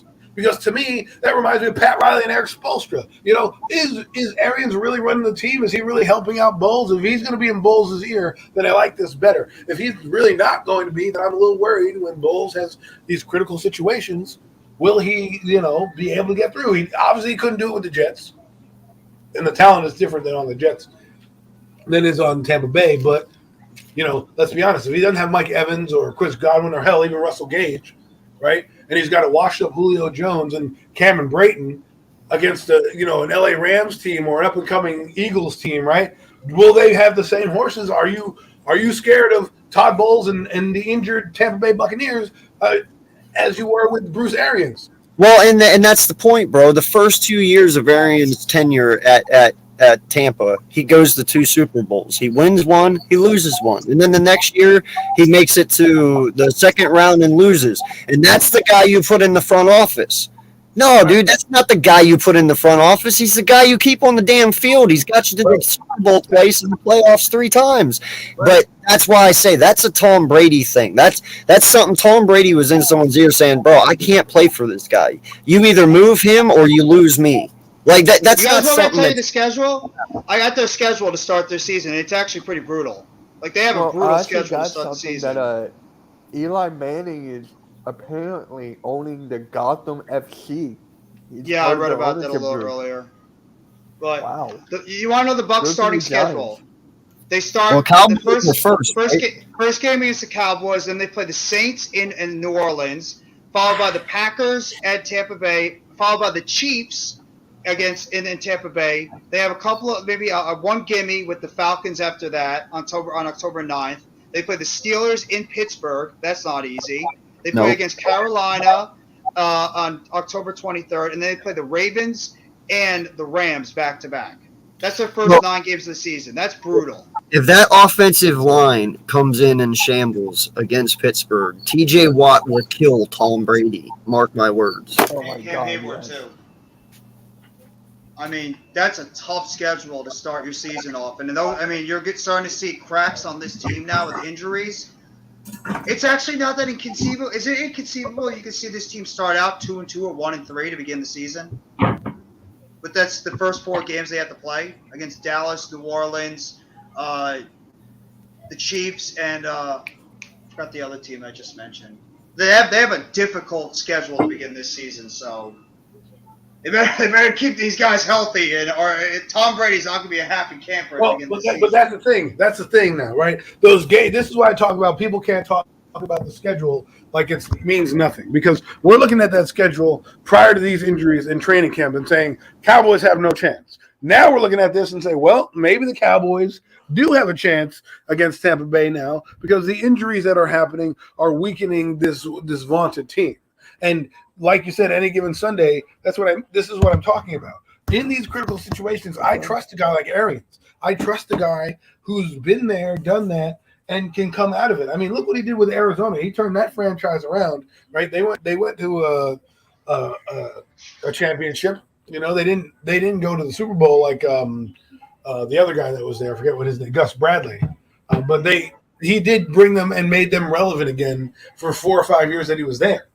Right, with Carson Wentz, they were all Carson Palmer. They were always fighting for the playoffs. Now you're going to get rid of a guy who failed in New York, who was a solid coach, but not a great coach. Didn't have the same success, in New York that they had here. And yes, you're giving him Tom Brady, but we're losing guys. That little Scooter kid. I don't know how good he's going to be if he has to play significant minutes. You know what I mean? I don't know what's going to happen now that you have to now focus on everything. Remember, he's not just the defensive coordinator anymore. He's the head coach. He's got to make decisions for both sides of the football. He's got to do a lot of things. I know he's going to let Byron Leftwich kind of and Tom kind of, do whatever they got to do. But at the same time, he can't just sit back and be like, well, I'm not going to do anything because I'm Todd Bowles. You got to be invested. So maybe that takes him away, his defense away, because now he's letting his defensive coordinator coach, right? Yep. I mean, no, you're right about the schedule, but I mean, it's just not something you want to hear with this team with the injuries, because the Bucs are right now getting hit big time with injuries all over the place. And that's the last thing you want to hear, especially with the quarterback that's at the age of Tom Brady, and you hear about his interior offensive line, which is going to be absolutely brand new now with 2 new guards, and now you just lost not 1 but maybe 2 centers in a span of like a week or so. So I mean, that's not very comforting to hear for your quarterback who's 45, 46 years old. But Jeff, I do get your point about the Dallas game, but you also have to look at that Dallas team too. They have lost their wide receivers. Their wide receivers are gone. I mean, they lost Gallup. They don't have him. They lost who's the other one? Cooper. But that one Cedric Wilson. Yeah, with the foot injury, and he's out for the first 6 to 8 or 8 to 10 or whatever it is. So they have a lot of people missing at wide receiver. They're still going to have a tough time with Tampa, no matter how many injuries they have, because as long as Mike Evans and Godwin are healthy, Tampa will score touchdowns. But I can't say the same for Dallas because their wide receiver core is deplenishing fast.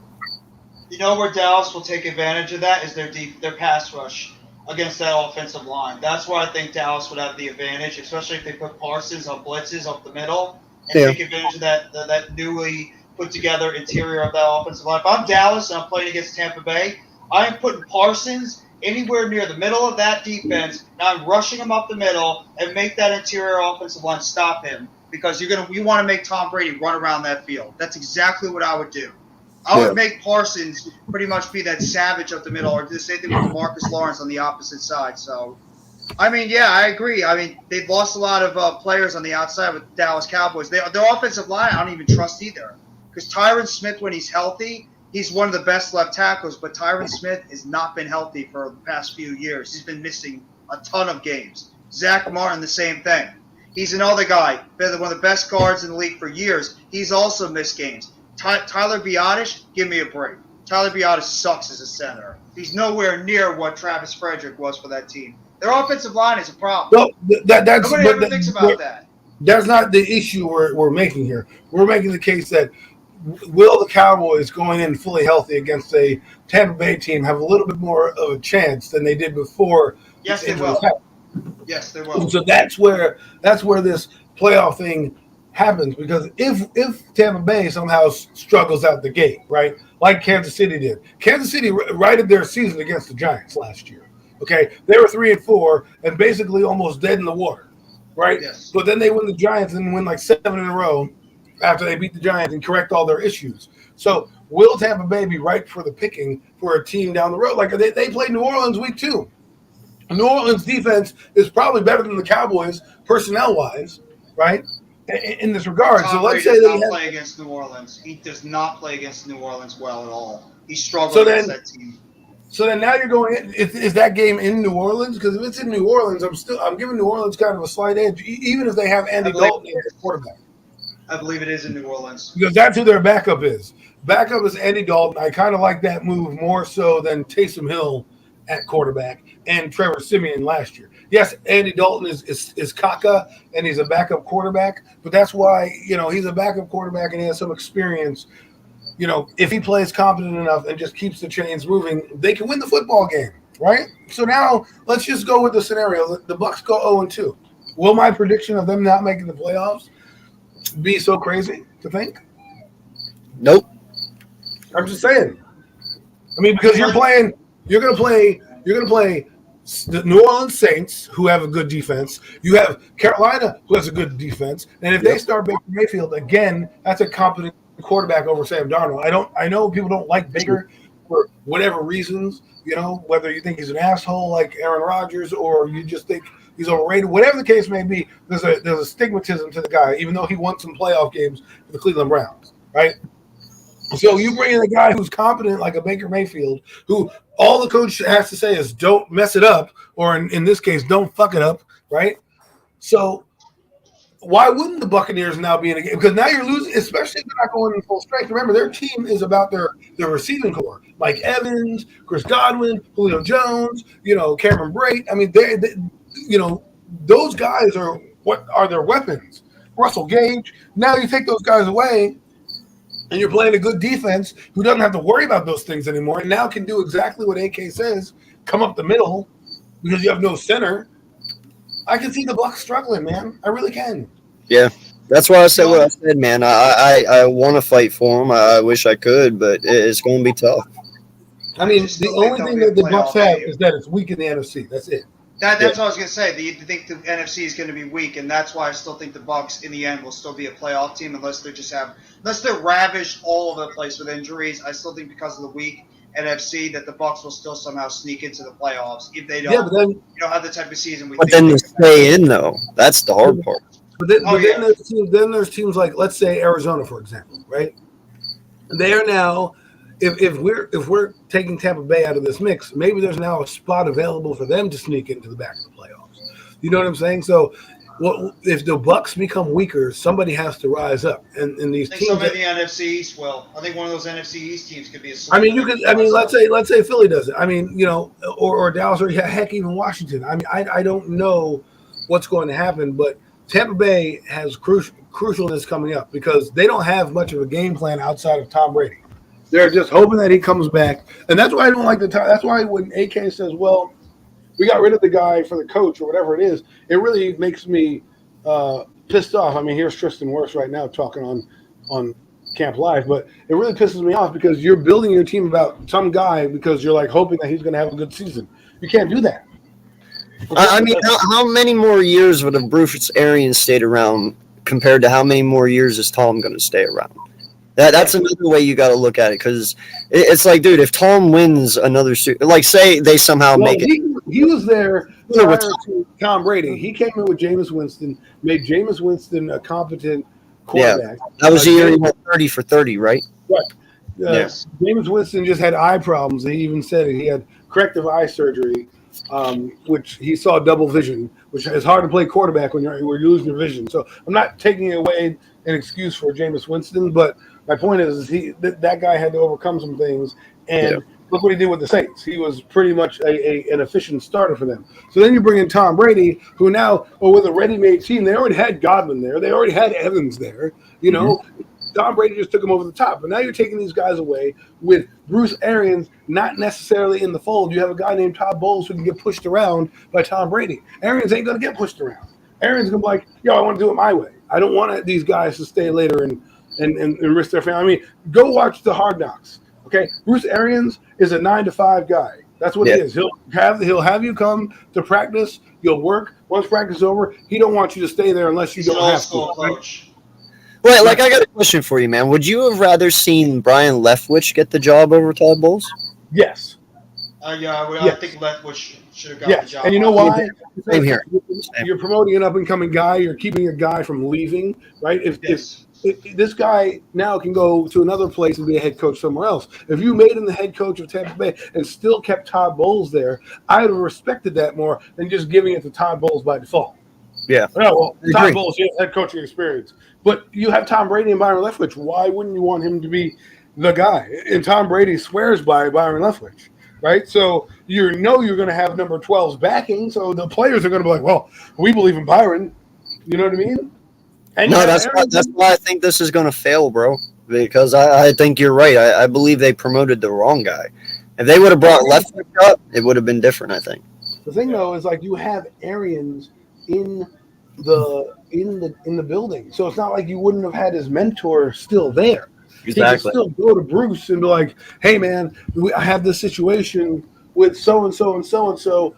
How do you think I should handle it?" Or blah blah blah. Right? And they're in the building together. That was a hand-selected guy that Bruce Arians got.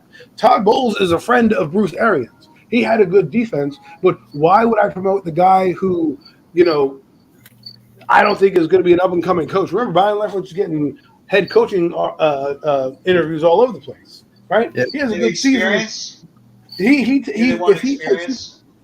I'm just saying though, but you got to look at it like this: all these teams are going with these new head coaches, right? And these new players and these new guys.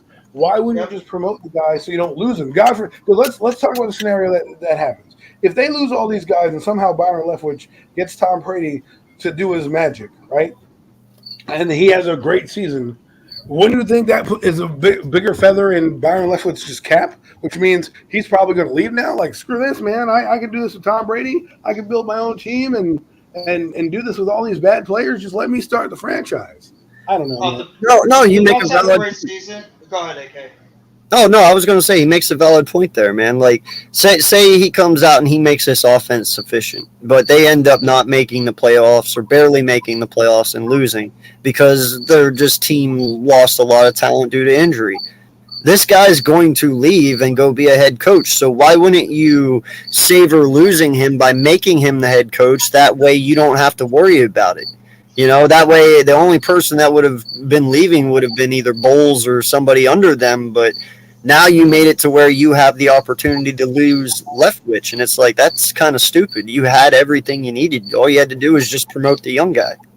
I think the only reason why they might have done that is because they have a veteran laden team, and then maybe they didn't want to go with an inexperienced rookie head coach to, take over for Tom. But he has some experience in I'm here. just saying what they might be going with. I'm not saying I would do it. I'm saying that's maybe what their process was going. They wanted to work. But my point is experience in the league. But my point is, Tom Brady's running the show anyways, correct? So if we believe Tom Brady's kind of the guy, you don't think he's gonna get the guys in line? Like, yeah, I believe in Byron. Like, let's go. Like, he's my guy. He's the reason why I came. Because if AK is right, and they're on the phone with Tom Brady and they're negotiating this unretirement ceremony type of shit. Right, like you got to give back the gold Rolex. Well, you got to make Bruce Arians like a front office person. You know what I mean? Like if they're going through that, to me, maybe Tom says make Byron Leftwich the guy. I'm only coming back if Byron Leftwich is on the team and Todd Bowles. Okay, and then the owner goes, "What if we made Todd Bowles the head coach just for the experience?" Okay, fine. You're keeping Byron Leftwich. That's fine. But to me, if I'm looking at it like Leftwich, I just got slapped in the face by my organization. You see me going for head coaching interviews, right? Todd Bowles didn't get any calls really, right? No. But Byron was actually in the mix for some gigs, and you promote a guy who didn't do well with the Jets. Why? Because he has a head coaching experience. Well, and that's the thing, man, because you could have got Leftwich in there because here's the thing. Yeah, it's an inexperienced head coach, but the fact is you got the experience in the office with Aarons who can trickle down his knowledge, and you got Bowles standing right next to him. So the experience is there with the inexperience, which helps the inexperience grow. It made no sense. I don't you pretty much just sacrificed your offensive coordinator next year to any team that wants him. You should have saved it. Perfectly said, because if the Bucs go out there and have a really good, strong season on offense, you don't think that other teams are going to be going out there when head coaches eventually get fired. Byron Leftwich is going to be at the top of their list of a guy that they want to bring in as a rookie head coach, but has a lot of upsides and a lot of knowledge, especially playing the quarterback position previously. So, yeah, we all agree on this. They should have gone with Leftwich and see what the guy could do, because he obviously has a good connection with Tom Brady, and he obviously has a lot of knowledge when it comes to offense. But you can still keep Bowles because Arians is going to be there. It's not like he doesn't have. It's not like Arians is off the team and you need Bowles there to be his mentor. You have Bowles to be the mentor to be like, okay, this is what I would do. And then you have Arians who's also there. So all three can work in conjunction. And you're giving a guy his first head coaching experience on a team that is ready-made to win, which benefits Byron Leftwich, because then he can go into a situation, build a team with Arians, build a team with these guys, and build a rapport and be here for a long time. Todd Bowles is an older guy, right? What's good, Prez? You know what I'm saying? Like, I don't know, man. I just think that Tampa Bay has a lot of turmoil going on. Well, and here's the thing, this isn't even my team, but this pisses me off because it feels like it's all over the NFL, man. We all sit here and we all hear our franchises talk about protecting their assets, protecting their teams, protecting their players, which is an asset. No matter how you want to look at it, he's an asset. Coaches are assets just as much as players are. They did not protect their asset.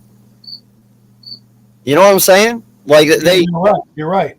Because if he's a great mind that you think, because all we heard was praise about Byron Leftwich. He's going to be the next head coach, blah, blah, blah, blah, blah. And then you're going to make Todd Bowles the head coach? Why would I want to stay here if I'm Byron Leftwich?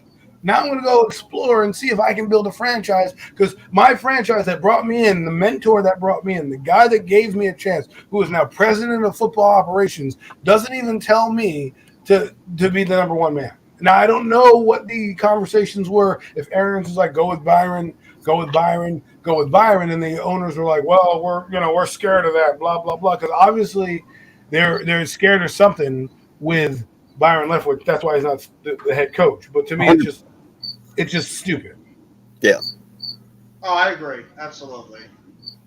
But, I mean, I got a couple of other news and notes that like a couple of injuries as well that might have happened recently. One of them being Jakeem Grant, the very impressive All-Pro punt returner with the Browns. He tore his Achilles yesterday, and he's out for the season. Yep. Yeah. And then obviously Mekhi Becton, the number 11 pick in 2020. Us Giant fans obviously know about that debate with the offensive tackles, but he had a broken kneecap or a fractured kneecap in his knee, so he's out for the season as well. And Quentin Nelson is trying to work out an extension right now with the Indianapolis Colts before the start of the season. So we'll have to see if that's going to happen. And a quick trade that happened between the Miami Dolphins and the Houston Texans, as the Miami Dolphins sent veteran tight end Adam Sheehan over to the Houston Texans along with a 2023 seventh-round pick for exchange for a 2023 sixth-round pick. So just a couple of news and notes that have happened around the NFL. Man, I really thought you were about to say Gesicki. I was going to be like, what the fuck is going on? No. They got to sign that guy to a long-term deal. I know, but as soon as you said tight end, I was like, bro, not Gesicki. I was like, what is he thinking? Don't do that. Because they had Dylan Smythe as well, and they think they want him to be their backup tight end, so Sheehan was really just like added. He's just another guy there, so they probably figure, let's trade away some depth and get maybe at least a late-round pick. So I think it's a good move by the Dolphins, at least getting a late-round pick for a guy that probably wasn't going to contribute much this year. Okay, I got an honest question for you guys. This year, out of all the teams that we have talked about, there's a few we haven't because we honestly don't probably think much of them. Who is your guys' team that is truly a sleeper team? And I'm talking like we're saying they're going to be at the bottom of all 32 teams that could possibly make some noise this year. I'm going to say it, the Jets. And I'm going to keep putting it out there. I really believe this Jets team is a lot better than people are giving them credit. I think they have a good young core on the offensive side of the football. And everything I hear about this kid, Sauce Gardner, is that he's got all the measurables, he's got the height, the speed, everything. I think this kid is going to be a very solid cornerback in the league going forward. So I just love what the Jets are putting together. And, yeah, it's very hard to believe, of all teams, the New York Jets. But if somebody like the Cincinnati Bengals could turn it around, why the hell can't the New York Jets? And then, I'm very high on the Jets. I think they're going to be a much better team than people think this year. And I believe Zach Wilson is going to take a jump in his second season. I like that. The only retort I have for that, and I hope they do well, the Jets, for my friend's sake. I have a good friend who's a Jet fan. He's Ugo? long-time suffering. Long-time suffering Jet fan. What I think, look who the fire starter is. There he is. But What's up, man? what I'm saying is I like the Jets. I like what the Jets are doing. Yeah. Their only problem is that they're in a tough division with a lot of teams and a conference that you may not see the growth, that you're talking about because their record may not indicate that because of the teams they face. But I agree with Jeff; they're a team to look out for. A team to look out for. Wolf Hunter, they'll be okay. The dark horse, huh? You know what I'm gonna say is a dark horse team. There's Miz right there with his take on the Jets. I told you he shows up right at the right time, right? So Miz is he's a New York lover, right? F the Mets, F the Jets, F everything that's not his New York teams. But I hope he's doing good, man. I haven't seen you in a while, Miz. I hope everything's good. Miz is doing stuff. We will miss you in the New York area, Miz. Yes, we'll miss you, Miz. Won't be the same. I got the fortunate pleasure of meeting him, or an unfortunate pleasure. Just kidding. Fortunate pleasure of meeting him the other day. He's a great guy. He had a lot of fun. Still the same guy in person as he is on your radio shows. You know what I mean? Still the same guy. He's a shit talker, but a good friend and a guy that I would love to watch football again with. So, Sure. Miz, if you ever want to come on and talk, you're always more than welcome. But last day in New York, you enjoy that shit. Enjoy it, man. Enjoy your last day in New York, bro. And have a safe. And Enjoy it. Make sure you eat that good pizza. Make sure you eat that good pizza. Yes, exactly. Go out Wait, there is and he go up to there the visiting or is he moving? He's moving. Oh, okay. Gotcha. He's not like dying. No. No, I know. I just didn't know if he was up in New York visiting for like. Oh no. He's moving. He's lived here for a little while. Gotcha. He's been a thorn in Buko's side, so I'm sure Buko's probably happy about it. That's all that guy does is fight football. But hey, the tri-state area just got a little quieter with Miz leaving. But anyways, what dark horse team? I don't know. Anyone got a different team other than the Jets? I do. Go ahead. Dude, I've been saying it all off season. People are like, yeah, I don't know what you're smoking. But, dude, I'm telling you right now, watch out for the Detroit Lions. I was just about to. I actually have the Detroit Lions finishing second in their division this year. I can see it. You mentioned that. You did mention that. I can see it. Yeah, dude, Detroit's going to be nasty, bro. They fought their asses off last year with the limited talent they have. And now, dude, Brown, their second-year wide receiver, you had Williams. Swift is one hell of a halfback. Hawkinson is their tight end. They got some talented defensive players, and Mitch's guy just got drafted there. People are up and down on him, whether he's that guy. Nope, not going to happen.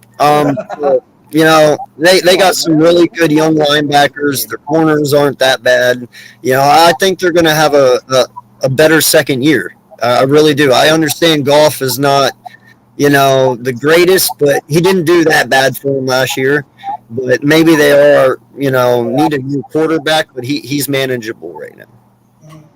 And Armand St. Brown had one of the quietest 800 or 900 yard seasons for a rookie last year. Nobody talked about it. It was just Jamar Chase, Kyle Pitts, Jalen Waddle, Devontae Smith, and all St. Brown did was he went out there and had one of the best rookie seasons.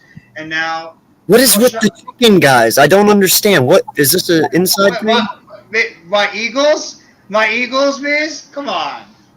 Do you think my Eagles are going to do? Oh, fuck the Eagles. Whoa. Listen, Whoa. look, another team that I think might do well, and I'm going to go on a limb in the same division as AK, is the Minnesota Vikings. You know, maybe Mike Zimmer was holding them back, right? Maybe bringing in this new coach will allow them to open up a little bit. I know they lost Anthony Kevin Barr, O'Connell was a good hire. but Dalvin Cook is a good player, and so is the receiver. I forget Justin Jefferson. Thielen, right? too. Thielen's good. He's a possession guy. They got some things they can work with. Let's see if they can finally put it together. Sometimes a guy message gets stale, right? Sometimes a guy's methods get stale. So maybe bring in a guy that is not as good as Zimmer resume-wise, but maybe a breath of fresh air may change that team up. Now, I like what you said, AK, about Detroit. I agree. They're a hungry team. It starts with their head coach, who a lot of people doubted. Not me, because I know Dan Campbell from the Giants, and so I understood what he was going to bring to that team. You know, it's whether or not the soft-ass generation of athlete was going to, was going to kind of grow. Because right now, all athletes are soft, right? We can't do two-a-days because of this, that, and the other thing. But that's why the product suffers in the NFL. Just ask the Brooklyn Nets. They don't practice enough, and the practice that they do get is only really in training camp, and they're running in shells, right? Most of the season. So then guess what happens when you go to the game and you go from not car wreck to a car wreck? That's why these injuries happen. But if your body would build up some type of tolerance to the hits, you wouldn't have this product. So I agree, bro. Like, for instance, like the Bears, automatically they're fourth. Like, let's just put it out there right now. Automatically, the Bears are in fourth place in that division. The Detroit Lions automatically get third. But my whole thing with it is, like you said, the Vikings, brand new head coach, first year in that system. There's going to be some lumps. There's going to be some getting used to things, you know, whether that be on Kirk Cousins' end, Thielen's end, Jefferson's end, defensive end, the defensive side of the ball's end, offensive side. There's going to be hiccups, right? The Lions are already in their second year. They're kind of like us. They're coming in, already know their playbook, already comfortable with it, and the players that they're around. There is no reason that the Lions cannot jump Minnesota for that second spot, especially if all works right. Well, let me counter with this. You say that there's a new coach, right? Now, I'm not saying that that's a bad thing, but out of all the new coaches in the NFL, he's outside of maybe Nathaniel Hackett. He's coming to the best situation there, right? Because he's got a team that's not bad. It's not a bad Minnesota Viking team. It's not like they were, 4-11 or something like that. Pretty nice, right? Too. They're an actual decent team. So now he comes in and already has an established quarterback. Whether you like Kirk Cousins or not, he's a veteran in this league. He can actually play in the NFL. Again, we can go into a discussion later on whether or not we think he's top 10 or elite or whatever. But he's an established guy. So for me, if I'm looking at it, I agree with you on the second thing with Detroit. But has Detroit caught up with Minnesota talent-wise where they can now fight for the second spot, even though you have a first-year head coach? The first-year head coach has veterans that have been in winning situations. So is the argument too hard to be made that possibly Minnesota is still slightly better than Detroit? Lost a lot on that defense, though, bro. I mean, they don't have Anthony Barr anymore either. He's in Dallas. They have lost people. Yeah, but dude, I understand that, but you don't think that there's going to be offensive lines that can stop that pass rush? There is. Like I say, same thing about the Lions. The Lions defense is not that great either. They're under. No. That's the thing, though. Their defense is underrated because how young their talent is. These guys are still developing. They're only going to get better. Hell, their linebacking core alone is very young. Their secondary is very young. That's what I'm saying. Once these guys sprout. I'm not necessarily disagreeing with you on the Detroit thing. I'm just making the case or playing the argument of Minnesota coming out because I think they have a veteran team. You know, they got rid of Zimmer, and while yes, they need to learn a new system. I'm thinking maybe a guy that's a little bit more savvy, a team that has a little bit more veterans, can overcome some of those pitfalls that we're seeing. It's the same thing. I mean, you can technically counter my argument with the Tampa Bay argument I made, where if Todd Bowles, can he deal with the chaos? Same question could be said for the new coach in Minnesota. Yeah, but mine's not about the coaching in Minnesota, bro. Mine is strictly Kirk Cousins. Kirk Cousins is the thing holding that franchise back. I'm sorry. Is he better than Jared Goff? Dude, listen, man, I understand. Yeah, I'd take Kirk Cousins over Jared Goff, but sometimes it's not about that, dude. Like, honestly, you had a guy in Casey Keenum who took that team to the championship game. And then takes that, and then he gets left go of for some stupid reason. I get it. He's not caliber level, but he made it work, and he was winning. He was 12-4. That means something, especially in Minnesota when you haven't won shit in a while. And then you go out and you pay $84 million guaranteed to Kirk Cousins, and he had that miracle play. Yeah, and Kirk Cousins came in with $84 million, fully guaranteed, and never even got him close again. That is not acceptable. Kirk Cousins is the reason that Minnesota Vikings team isn't doing shit. I think that's true, and I think one of the things I do like on that Minnesota team, and I have said the defensive line. I mean, you have Dalvin Tomlinson, who's sturdy right now in the middle. Giants fans, we obviously know about that, and everybody keeps talking about some of the best duos in terms of pass rushers. They have Danielle Hunter and Zadarius Smith. That's a really good 1-2 on the outside in terms of pass rushers. The only question with them is health. But when they're healthy, you have two guys out there that could potentially wreck a game with their pass rush ability. So that's going to help out the back end of their defense. So I think their defensive line is going to be a big-time strength for them this year. But, I mean, their offense explains itself. I mean, is Kirk Cousins actually going to be able to take this team to the next level when it comes to the playoffs? Because they have all the talent on the offensive side of the ball. The defense is a little bit of a question besides their defensive line. But I think with Minnesota, it's all going to be out. Can Kirk Cousins, when the playoffs are there and when the lights are bright in that time, can Kirk Cousins take his team where it needs to go? And that's a question we still have to answer right now. I mean, throw Kirk back in the NFC East when he was with Washington for 5 years, dude. All seasons, he was over 4,000 yards and did nothing with it. Yes, now granted, everyone's like, yeah, but it's Washington, blah, blah, blah, their defense, this and that. But that's exactly what he's doing in Minnesota. He's throwing for 4,000 yards every regular season, but they're not doing anything with it. You know what I mean? Like he's a stat piler. He's a stat guy. He's a beautiful stat guy. He's kind of like Dak Prescott. He'll give you all the stats all day long during the regular season, but when it matters most, they're never fucking there. No, you're right. I mean, there's no way you could argue it right now because everything you've seen so far out of Kirk Cousins' career, he's a guy that goes out there and puts up good numbers during the regular season, but when it comes down to crunch time, Kirk Cousins always pulls. Exactly. That's what you've seen recently from Dak Prescott, too. But Kirk Cousins is the poster child for that. That's why it's going to be on him, especially with the fact he might not even be on that team next year. He's got to go out there and he's got to lead that team on a pretty good playoff run going into the season because he's not only pretty much playing for his Minnesota Vikings career going forward. He's got to change the narrative when it comes. Well, yeah, I mean, Kirk Cousins probably in his last year in Minnesota if he doesn't produce or they don't make the playoffs. I mean. I think that's got to be addressed at some point. Kevin O'Connell's going to want his own guy. He's going to probably. And plus, here's my ultimate argument. We all sit here and we rag on Jared Goff, man. We do this, we do that. At least Goff's been to a fucking Super Bowl, has Kurt? You're right. It's true. You do bring up a good point. You're absolutely right. Mitchell, do you have a team that I need them on for a second? Sure, I guess. I mean, the link is in the chat. The link in the group chat, bro. Two good picks, though. The Jets. And let me give it to you. And AK, I don't know if you were watching Times' stream last night, but he said something hilarious, and I thought I had to share it with you. He has the Commanders sweeping us. It's not really that hilarious, though, because the Commanders are a team. Well, we can get into that later. My question is, what other team do you think is the dark horse? We did Minnesota. We did Detroit. I forget, Jeff, who you chose. Jets.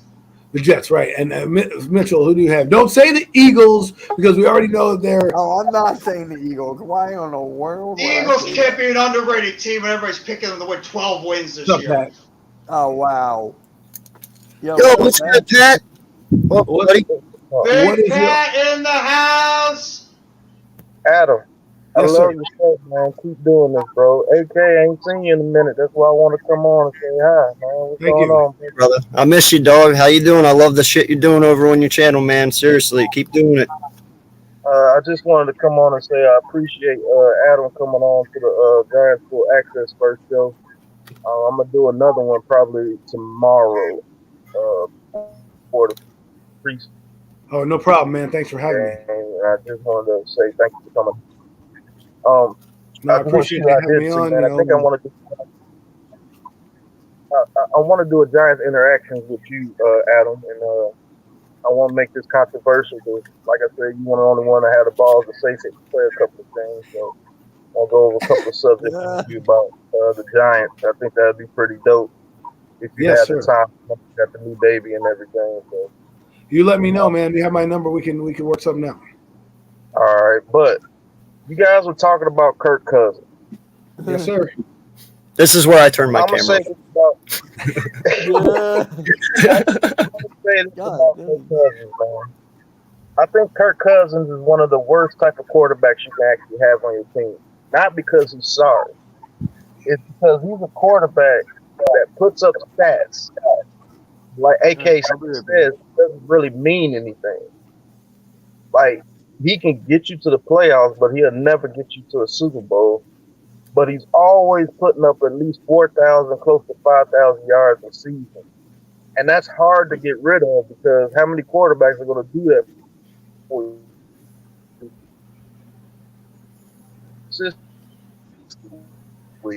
But and go ahead, Adam. No, sorry. No, you were didn't- breaking we out, didn't hear bud. your last point. Breaking. Because it broke up. Can you hear me? Yeah. You were saying I you were talking about Kirk Cousins as a stat piler, and Yeah. that's a coach killer and that's where it got off. Yeah, because he's the type of quarterback that can get a big contract because he puts up big numbers, but he never gets you to the big game. Yeah. See what I'm saying? Same thing with I put Dak Prescott in that category as well. So Dak Prescott what we were- had- this is how we got to the Minnesota Vikings. Just to get you caught up, we were picking teams that we thought AK brought up the good discussion of under the radar teams that might make a run or might be in the mix for a playoff spot. He said Detroit. Jeff said the Jets. Mitchell, I don't know who he said yet. And then I picked Minnesota. And I said one of the reasons I liked the Minnesota Vikings because of their situation, and that's where Kirk Cousins came about. So I just wanted to give you context on how we're talking about the Minnesota Vikings and how we got there. the Vikings are always going to be in the picture as far as a playoff team because of what they have over there. They have Justin Jefferson, Adam Thielen, Cook. Kirk Cousins is always going to give you stats. Kirk Cousins is going to throw at least 28 to 30 touchdowns a year Yes. because of the people that are around him.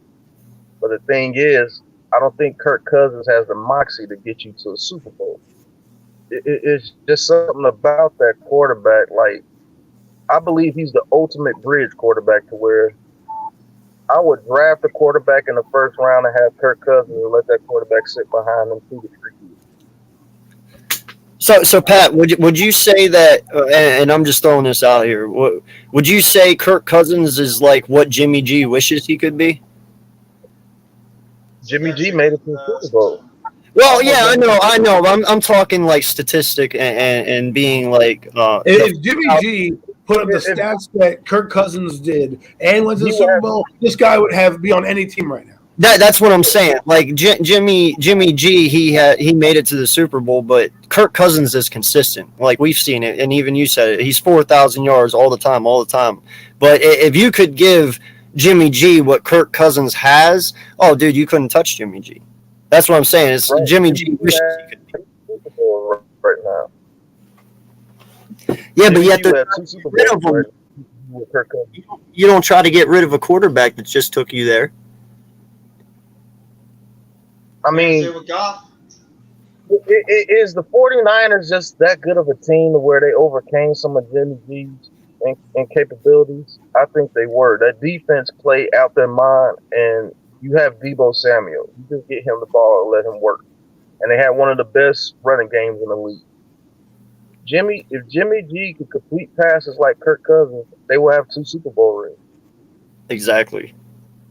Because Kirk Cousins makes that pass to Emmanuel Sanders in that Super Bowl against the Chiefs, and they win. Mm-hmm. I agree. Yep. And I If you think think about they it, that I game, think they beat the Rams last year. yeah, I think if Jaquiski Yeah, Tarls Jimmy G didn't missed some drop that crucial passes interception. in that Rams game. But that's what I'm saying But about Kirk Cousins, I don't quarterback. know. That's what I say about a Let me quarterback ask this because question. go ahead. Go ahead. Go ahead, Adam. I'm sorry. No. Go ahead. You want the question might be more intriguing. I What I have to say. was just going to ask the question: would you want Kirk Cousins here in New York? Hell no, I wouldn't want Kirk Cousins here in New York. No. And not because he's not a stat compiler. It's just I don't think he has the personality. We already have one dorky quarterback. I don't need another one. I don't need Kirk Cousins to come in and be like, "You like that? You like that? No, I don't like that. Kirk, get the hell out of here." With the Okay? stats that he would put up. Excuse me. But would you be satisfied with the stats he put up? Because a lot of people hate that Daniel Jones doesn't put up stats. If he Yeah, puts but up- could if Kirk he Cousins those put up stats- 4,000 stats with your team? That's the question. Could he do it with just Galladay and what you guys have? You bring up an interesting point in the fact that would I want a quarterback to throw for if you took Kirk Cousins' name off his back and made him Joe Smith, right? He's probably going to the Super Bowl because Joe's go to the Super Bowl, but Joe Smith, That's true. Joe Smith would be to me as a better guy because Kirk Cousins has the reputation he has. I think sometimes a name change might be better, right? If Kirk Cousins were to go and do like face off and change his face and do everything differently and come back and Minnesota goes, oh, we got this new guy for playing quarterback. His name is Joe Smith, blah, blah, blah. I could easily say, yeah, we love this guy's stats, right? And yes, do I want my quarterback to be what Kirk Cousins is? Yes, I would love that. Why? Because it means we're scoring points.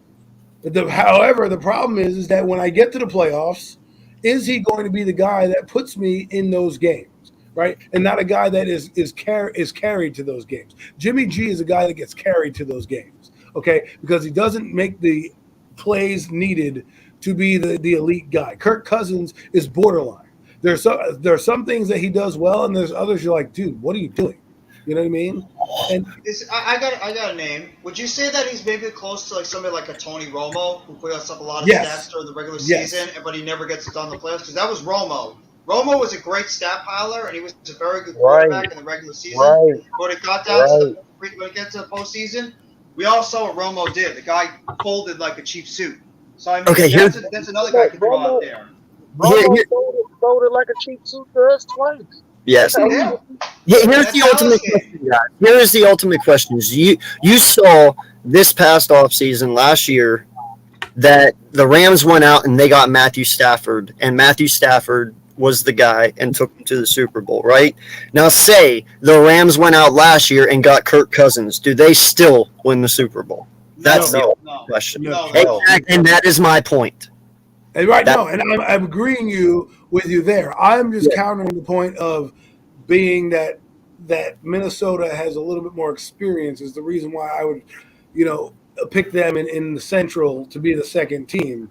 Not saying I don't discredit Detroit because I like where they're headed, but when we're talking about dark horse teams coming out of nowhere, that's the one I want. So Mitch, we're on you now. I know we went off on a tangent a bit about Kirk Cousins. What is your dark horse team that you think might do better than we're anticipating?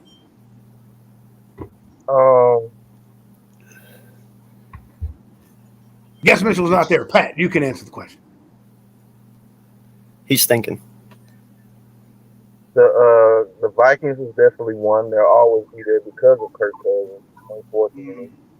But it could be an up and coming team that we're not seeing that might do better than we think. Doesn't have to be playoffs. It could be a team that you like the Falcons or something. The Jaguars. I'll throw this out the Dolphins. The Dolphins. There you go. There's a team. If Tua can just be a quarterback that doesn't mess up the car, does it wreck the car? I think the Dolphins can win about 8 to 9 games. It might sneak in there. Who knows? But I think See, you're gonna have to win at least 10 games to get into the playoffs in the AFC because the AFC is loaded. Well, you're probably going to have to win almost like 11. That's how good they're going to be. I mean, I already said that 4 teams are going from the West. Pat, I'm glad you brought them up. I got a question for you, bro. Do you believe their success the last 2 years prior to this year was because of Brian Flores or that team altogether? Because I believe Brian Flores is going to be the missing piece for that entire team.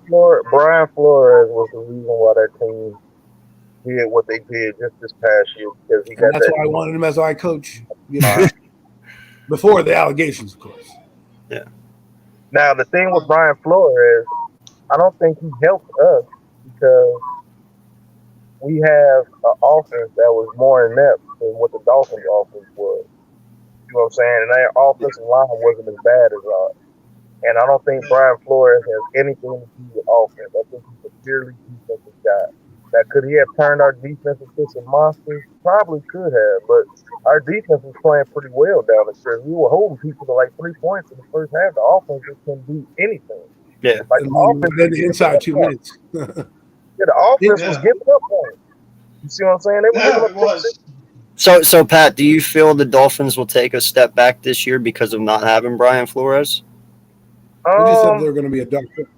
Well, it could be a dark horse, but in all reality, though, I mean, he said dark. So do you think they do? In reality, maybe so, because I don't think that defense is going to play out their mind the way they play with Brian Flores. No matter how Well, do you think the additions of the tackle, Tyreek Hill, Mike Gesicki, are they going to be enough to get Tua to where he can be this quarterback that we're talking about, competent enough to get them wins?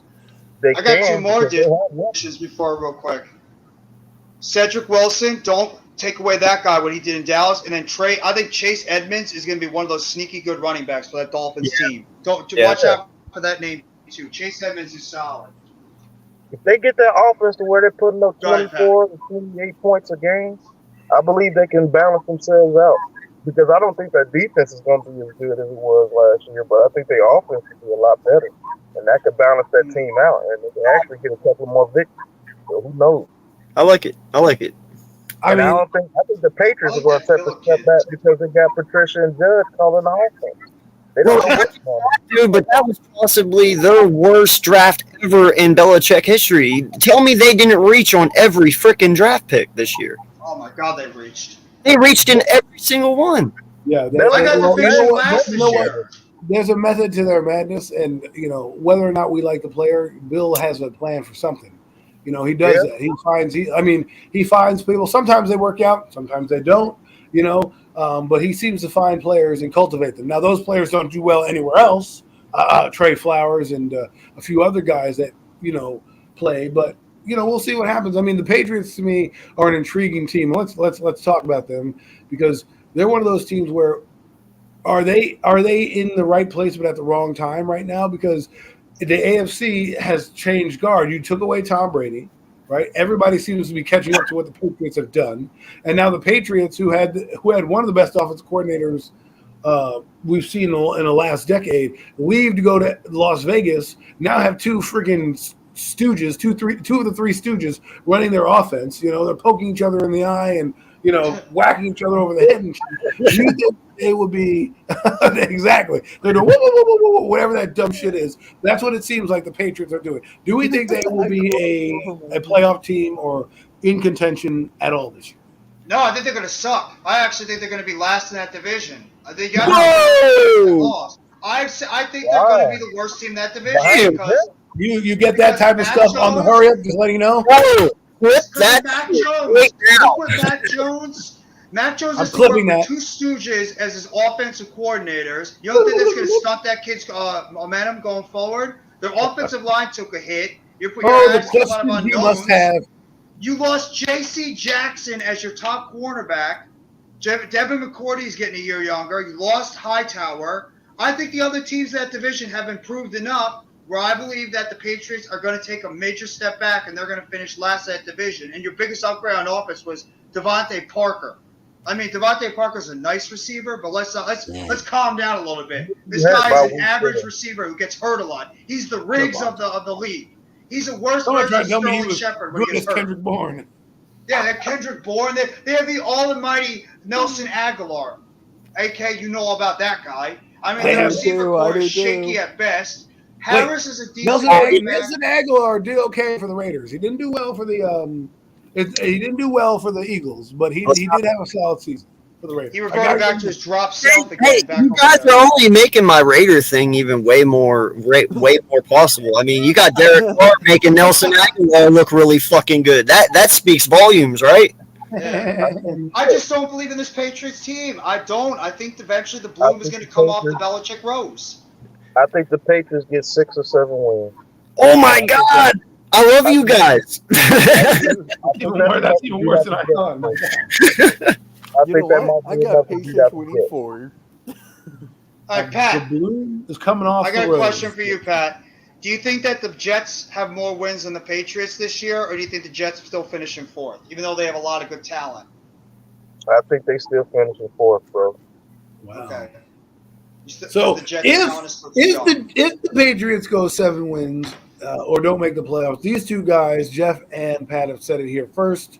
I think the Patriots are no worse than 8 wins, because I think a lot of the teams in the back end are kind of comparable. I think Miami's still going to try to find their way a little bit, and the Jets are still a young and up and coming team. But man, no love for the Patriots on this panel. That's for sure. No love.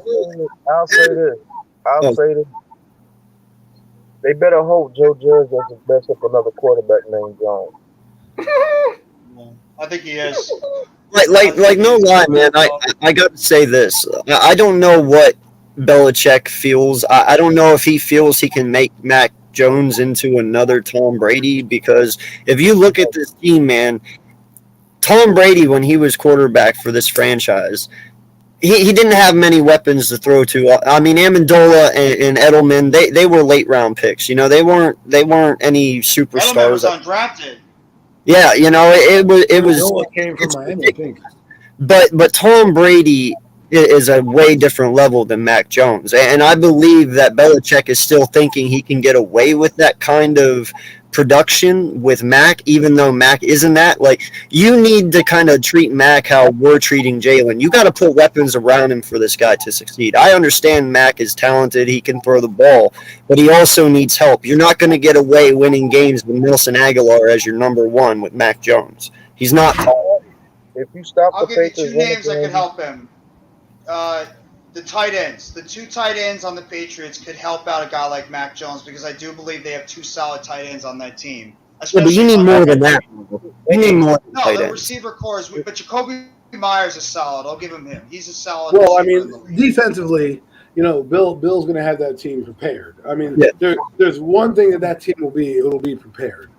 In terms of them winning, we'll see how it plays out. I just can't not knock him, because even though we had a guy like Cam Newton in 2020, they went like 7-9. They bring in a guy like Mac Jones and they win 9 games and are still in the playoffs. But he played horrible game. And the only thing that concerns me about Mac Jones is he a weather quarterback? Because the 2 Joneses quarterbacks haven't displayed that they can throw when it's inclement weather, right? Mac Jones couldn't throw in Buffalo, even though it was windy. He didn't have the arm strength to do it. I know Josh Allen didn't really do it, but sometimes you're going to have these games where you're going to need to complete a pass, and you can't just throw for two passes. You're going to make that thing. So, is he going to be the quarterback, and is he in the right situation? Because if Mac Jones is not the guy, I mean, Bill Belichick, he's going to go out with a whimper, and that's not what Bill is going to do. He's got a lot of pride. That's probably the reason why he's laughing at everyone. That's like, I'll take Joe Judge and Matt Patricia and make them offensive coordinators. You'll see. I love how football conversations always bring everything full circle around, because now you're just bringing back around my Aaron Rodgers argument, bro. The motherfucker plays in Lambeau Field. He's been playing in Lambeau Field for 19 years, the coldest place to fucking play in all of NFL, and he still has the stats that he does. Just another. I think that would disrespect what Aaron Rodgers is in the league. Aaron Rodgers is an alien. Like, no lie, bro. He don't get to play in Tampa He's a bad man, according to Steve. all year round. Like, let's be He's real. the best dual quarterback that's ever played the game in terms Yes. of being able to grab all the ball and his accuracy. His I arm. want to say one last thing about the Patriots, though. Go for it. If you stop their run game this year, they're dead. That's what's gonna help the Patriots win games. If they could get their run game going, I think they could beat a lot of teams. But if you stop their run game and you hold them throwing like 80 yards rushing, they're dead. Now here's the thing, Pat. I heard they're trying to shop Stevenson, their second string halfback, the one behind. I think that's a dumb mistake because I believe that Harrison Stevenson. So they're good. Yeah, but Harrison Stevens though made a hell of a combination last year, dude. Who's the other running backs? Golden? I don't know Bowden's on the Raiders. who is their halfbacks. I don't know who their halfbacks are. I just know of Stevenson and Harris. Yeah, They Damian Harrison. drafted like one this year too. But yeah, I mean, Sorry, guys, I have the internet and I'm looking it up right now. but that's my point. Though. They make a 1-2 punch. You know, if you mess that combo up, are you going to mess Mac up? Because they Right both now- balled out last year. Right now, they have Pierre Strong Jr. I don't know why he's wearing 454. What a Sorry crazy about number to wear. Yeah. They have J.J. Taylor. They have Kevin Harris. They have Stevenson's a guy they think they're going to trade, and then they have Damian Harris, who I think is from, if I'm not mistaken, I think he played for the Chiefs. I could be wrong on that one. But Damian Harris, no, he's been drafted to the Patriots his whole career. I believe. Oh, you're right. You're right. Yeah. Another Harrison. But see, he has decent output. I mean, let's be honest. They're going to have a running back by committee approach. That's how they always have been. So for them to get assets for a player probably means they're trying to do something later on in the draft to make For something. sure. You know why I'm high on the Jets too? It's not just because of the fact they got Garrett Wilson and not because they got Sauce. I think because they have one of the best young. I think they're gonna have one of the best young running back duos in the league with Michael Carter and Brees Hall. I do agree with Remember that. those two names. In the first round. They got Brees Johnson. Hall is gonna be nice this year. I forgot they Brees got Hall's all gonna be that. nasty. Dude, and not just that, bro, but a lot of people. Elijah Moore, Garrett Wilson, they got a ton of guys on that team that have the upside. Yeah, but let's not forget, man, the guy who is operating this whole thing, bro. Robert Salah is one hell of a head coach, and he is a motivator. He will motivate this team. You saw what he did for the defense for the 49ers. You know what I'm saying? I do. I like him. He's a nasty head coach, dude. Definitely someone I wouldn't want to see in the Offensive back. coordinator is good too. I think the Well, him brother and of the I mean, Packers Joe head coach- Douglas, I think coming in really kind of getting that team that was rudderless to kind of get into a direction. Robert Saleh, well, whether you believe he's going to be the long-term coach or not, is building a solid foundation with who he's bringing in. Like whether or not he's a long-term answer and you bring in another guy, I don't know his future. Whoever comes in after him, or if he stays, they're building something nice there. The problem is that everything else in the AFC is growing. Now, the thing with the Jets is they need to keep going down this road, keep building through the draft with young players, because at some point those other teams are going to get old, and you're going to be right in your prime, and you're going to be right where you need to be right when this happens. And a guy who will have experience, and you'll have a young quarterback that you're grooming. So the Jets, if they continue on their way, will be fine. And the Jets also, they didn't have Mekhi Becton last year, and you figured that would be a major blow to their offensive line. They actually had the 11th ranked offensive line last year without Becton, who was out pretty much the first game of the season. And if they get Dwayne Brown, I think they're working him out. I don't know if they signed him yet, but George Fant was playing solid for them at left tackle. They brought in Laken Tomlinson. Don't forget about that guy, how good he was in San Francisco. They have Elijah Tucker. They have McGovern at center, and then if you bring in a Dwayne Brown to play or compete at right, I think they have Morgan Moses, I believe, who's their right tackle. I think he's the right tackle right now. So they have guys. They have a good offensive line with a good young core players. We need Elijah Moore. I've got the internet. Talk about Kadarius Toney. We have to talk about Kadarius Toney. Elijah Moore is one of the best young receivers too. Garrett Wilson was talked about as the top receiver coming out of this draft. Corey Davis is a solid veteran. C.J. Uzomah. And they got that kid Conklin from Minnesota. They're a good tight end group. Plus, they got Rucker, who they drafted. Then you have Brees Hall and Michael Carter, one of the best young running back duos. Dude, they got a lot of speedy little shits, man. They got a lot of speedy little shits. They're going to be fast and hard to cover. That is Well, exactly what see, they built. I mean, they got Denzel that Mims, is why I'm Elijah so Moore. high on them. You know, like I love Elijah Moore. He was one of the guys I liked. I would have loved to see him in blue if we didn't get Kadarius Toney. I thought he does exactly what Tony does, in and out of his breaks quick, can return kicks a lot quicker than you think, and he had a great catch last year where he laid out for the ball. That's a guy I want on my team who's not going to fight for a ball, who's not going to do, oh well, I'm going to save myself. No, is he a little injury prone? Yes, but we'll see what happens. Corey Davis is going to be your possession receiver. I don't really like Corey Davis. I think it was overrated. I think A.J. Brown He's made the Corey third Davis guy. better because Corey Davis was terrible prior to A.J. Brown. A.J. Brown comes in and Corey Davis now gets touches. I wouldn't have paid him that money. Denzel Mims is intriguing as well. I think he's an interesting prospect that they kind of live. Garrett Wilson, he's a guy that I think is really going to change their dynamic and really help Elijah Moore. I got a premium take, believe- Adam. Adam, I got a premium take. I think Okay. Garrett Wilson is going to be this year's Jamar Chase. I really think that Garrett Wilson is going to blow up this league. Yeah, you want to know mine? This year. You You want should to know make a mine? video on that, Jeff. I'll give you I I'll love this give you kid. Jamar Chase. Go for it. Pickens from Pittsburgh, the second round draft. Pickens. I think Pickens is going to ball out, bro. If we didn't get A.J. Brown, I wanted Pickens in the second, dude, and I would have been happy with Pickens, man. Well, I'm gonna shock you all, and I'm gonna go Jameson Williams from Alabama and the Lions, baby. Oh, shit, okay. You think like a six round pick? I think Jameson Williams is gonna shine out there in Detroit. Yeah, he is. He's got Amon St. Brown. He's got DJ Chark. And I'll be Hawkins. honest with you, if Jared Goff plays half decent for the Lions this year, I can see them getting 8 wins, 8-9 I wins. could too. Because I think they're better than the Bears. I think they're better than the Oops. What's up, Randy? Sorry. I think they're better than the Bears. I think the Packers are taking a step back, and I think they can compete with the Vikings. They might be able to keep Gotta the be ending the second, stream soon. Everyone's coming on. So Pat, I made the wild prediction earlier that the Lions finished second in their division. You don't think I'm too far off on that? No, because the Packers are taking a step back. They might be able to sneak one from the Packers, and I think they beat the Bears twice. I think you're underestimating the Packers, man. Yeah. Yeah, I think the Lions are going to scare a lot of people, put a lot of people on notice this year, I feel. Not us, but No. other people. I'm just saying.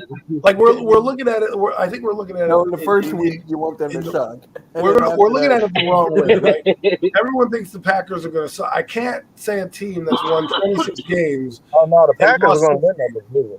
The Packers are going to win that division. Yeah. They're going to win. Right, but I still think they can win 13 games. I think they should still go 13 and Their 4. wide receiver I mean, core is weak, though. right, Yeah. but we have Aaron. You just told me Aaron Rodgers is one of the best quarterbacks of all time. You think he cares about a couple receivers? He's going to make me look good. Okay, he'll throw me the football, I'll get 1,000 yards. I'm going to come on I camera hope for he this. does.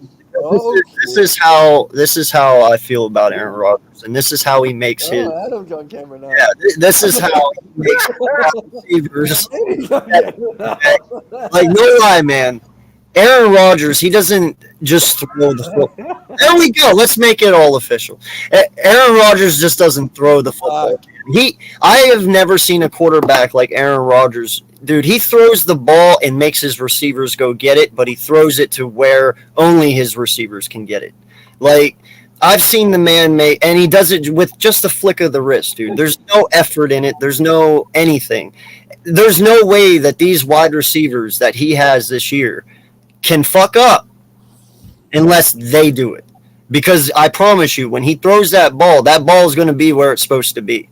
And it's going to be only where they can catch it. So it is only up to his wide receivers. If Watson drops it, if Lazard drops it, or whoever the hell their third string guy is, it's on them, bro. Because Aaron Rodgers is accurate as shit, and he never puts it where they can't get it.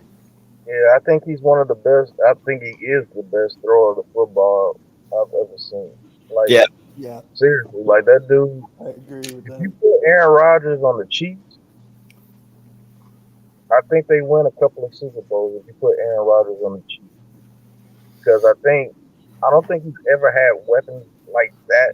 He's had Devontae Adams, Greg Jennings, and Driver. He won a Super Bowl with those guys, but It's just something about Aaron Rodgers when he gets to the fucking playoffs. When he gets to it's weird, bro. Like I think they need There's to go Lou. into There's Lou a with the year where they 11 don't. and 6. I was just What's gonna up, say, Lou? If Lou, they go part of the to hardcore the sports. playoffs and they play an AFC Championship game that's not in Lambeau, I think he wins. For some reason, he can't win in Lambeau in the playoffs. Yeah. Well, and Pat, Hey, Pat, if he can take guys like Christian Watson, Sammy Watkins, and Lazard to a team, to be like a 10, 12 win team, and they could go a deep playoff run, that just says all you can say about Aaron Rodgers with the wide receiver core he has. And I think Rodgers is capable of doing that with the players he has. But I don't base Rodgers. I don't know off if that. Sammy is that Watkins kind can of stay quarterback healthy, that's though. good. I don't base Aaron Rodgers off that shit. Because Aaron Rodgers is the best player. And just Let me tell you motherfuckers exactly what I think about all this right here. Let me tell you motherfuckers exactly. He comes in, love it. You motherfuckers. Oh, wait, sorry. Whoa, I had whoa, you playing in the background. Sorry, I had to fix my sound. You're good. So 11 What I and 6, think right, is- Lou? No, that's what I know is 11 and 6. What I think is this offense is going to run through Saquon Barkley for the first 6 weeks. What the fuck? This It has to offensive be. line, He's this turned into a offensive line, spiral. this offensive line cannot pass protect as good as they run block right now. Lou's spiraling. So We're not even talking about them. I know. I'm talking about the It's Giants. I'm a actually Giants something fan. I wanna show you listen, guys. I'm on my lunch break. I shouldn't even be on here fucking with y'all right now, but I'm trying to show some love Oh, respect, and bro. eat my Respect. food. Okay? And show some love for my Giants.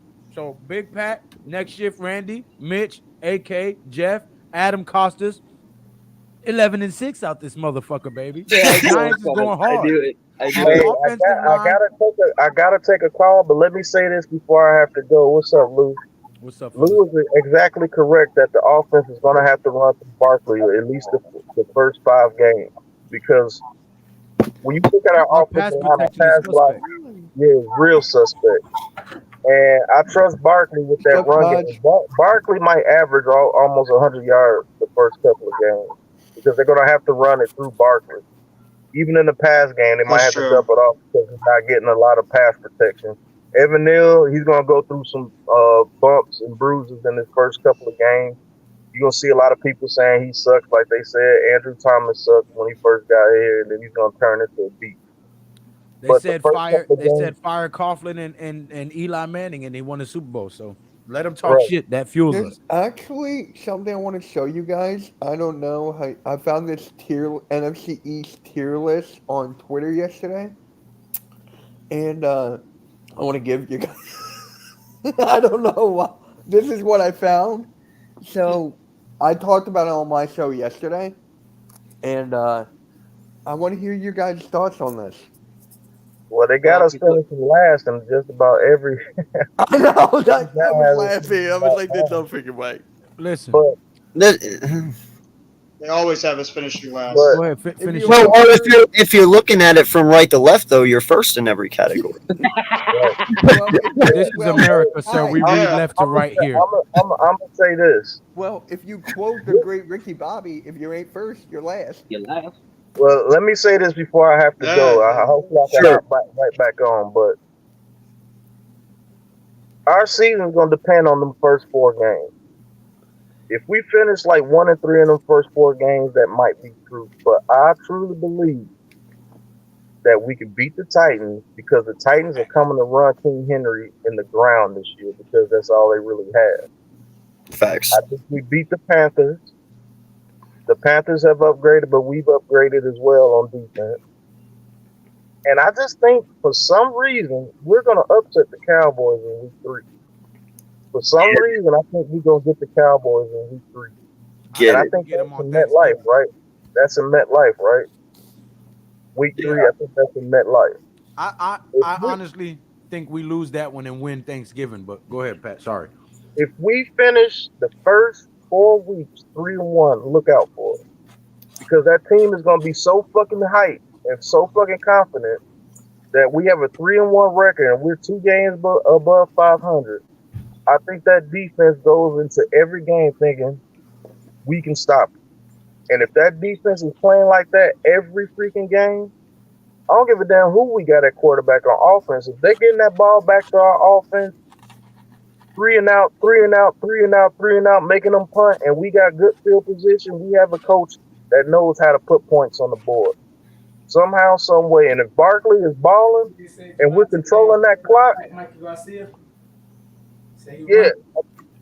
If we're running the ball and we're controlling that clock and we're putting up 20-some points and you can't score on us, that's going to be a dangerous team. But our season will be based on those first 4 weeks, man. Because if they go on the confidence, shit, they might wind up fucking beating the Ravens.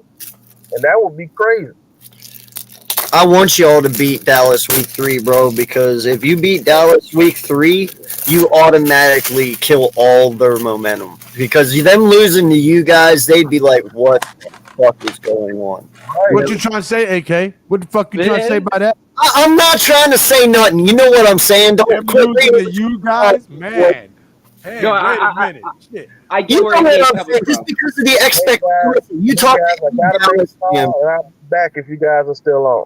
All right, Pat. Appreciate you, dog. Thank you. You're welcome. What I'm trying to say, bro, is if you ask a Dallas fan, bro, they have no expectation for you guys. So what I'm saying is that from a Dallas perspective, if you beat them week 3, you automatically just completely erupted There the you go. and crushed Momentum. everything that they have. That's what I'm saying. Like, I want you guys to win week 3. It's Yeah, not the Giants beat from the me. Cowboys week 3. Mike McCarthy rumors of being fired are all of a sudden starting real quick. Like, I'm telling you, bro, you You're know, right, I have they're going to be throwing those I have numbers you up guys at immediately. like 6, 7, 8 wins this year. I believe you guys can come out and do that because I respect it enough. I like what you guys done, and I don't think the team's that full of shit. You know, so I got you at 6, 7, 8 wins, but you got to beat Dallas week 3, bro, because that'll snap everyone back to reality. We need to finish at least 3-3 or 4-2 in this division, and cannot go 1-5 or 0-6 like we have been going before. That's where the Giants season is really going to be. Is we got to make sure we play better within that division. If it includes that's split with Jeff. everybody or even taking a sweep from somebody too. Yeah. That's what we have to do. Jeff, We can't go 0-6 or 1-5. Adam, you're What's up, Lou? awfully quiet, and this is I know this is Adam's channel, right? And he's awfully quiet today, but I'm looking at this prediction chart or whatever this is supposed to be, This tier list, I just found out on Twitter yesterday. and I see 5 Philadelphia Eagle logos. So majority of the people have Philly winning the division. Is that what that's supposed to be saying? No, I No, think this what this this is is saying like is that Philly has more better skilled No, players in the position. Yeah, no, it's Yeah, talent level by position. It's Yeah. talent level by position. So it would be quarterback, it'd be Dak, it'd be Wentz, Hurts, and then Daniel.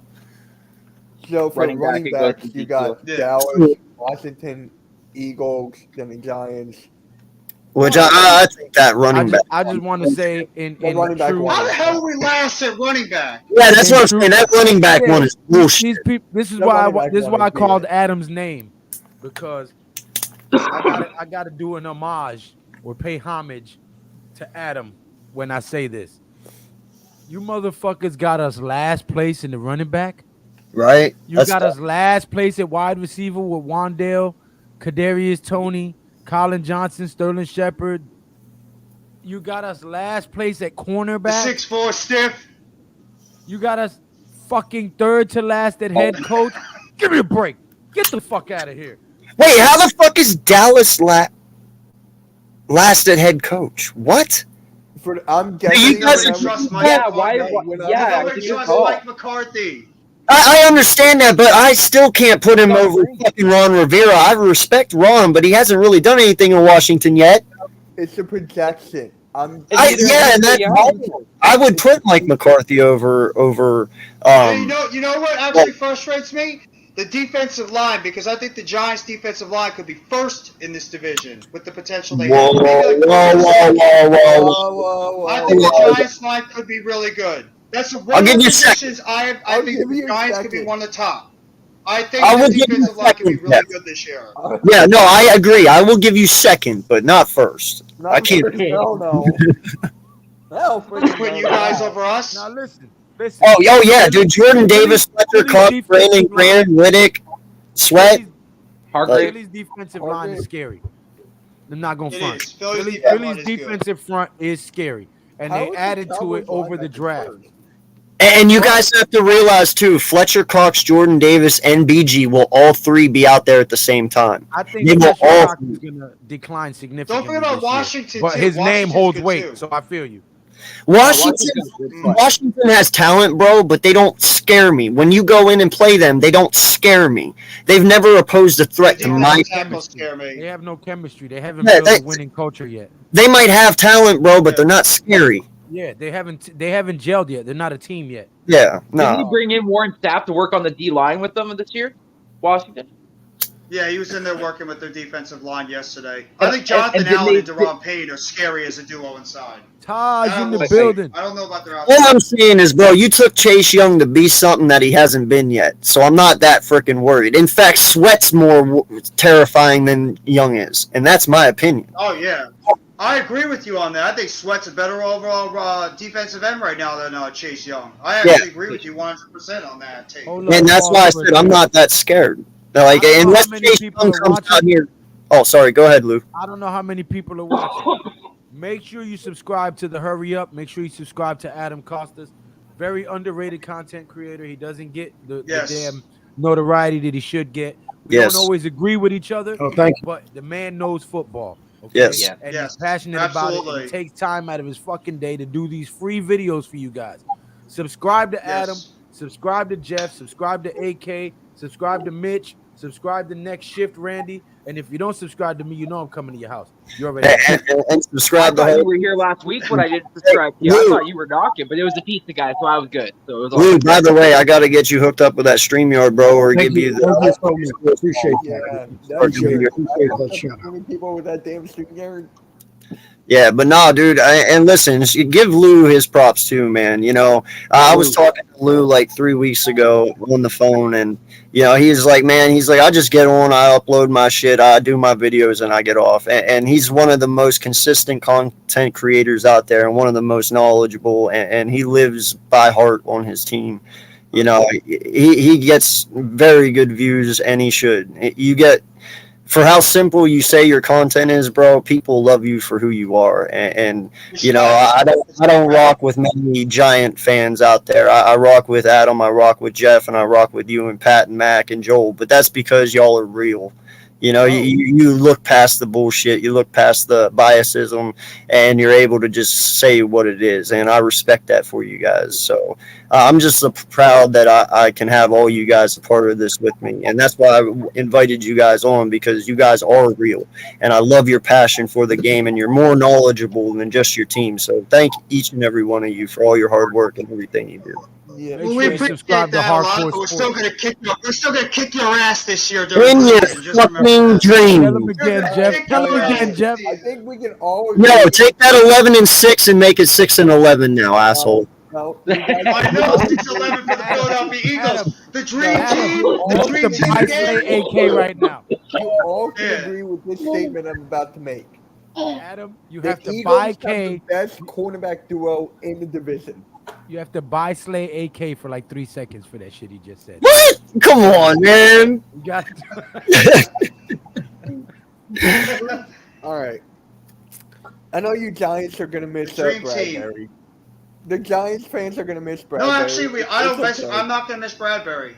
I don't. Why? I'm gonna miss him a little bit, but I think that I want to see what Aaron Robinson could do with the other side cornerback. I want to see what this Okay. kid could do going into the season. Is Bradbury not being there gonna hurt? Absolutely. You don't want to lose a guy of Bradbury's caliber. But I'm curious to see what Aaron Robinson could do in this defense. And some of these other young cornerbacks like Darnay Holmes or Rodarius Williams or even the rookie we got, Cordell Fly. Curious to see what these kids can do in this Wink Martindale system.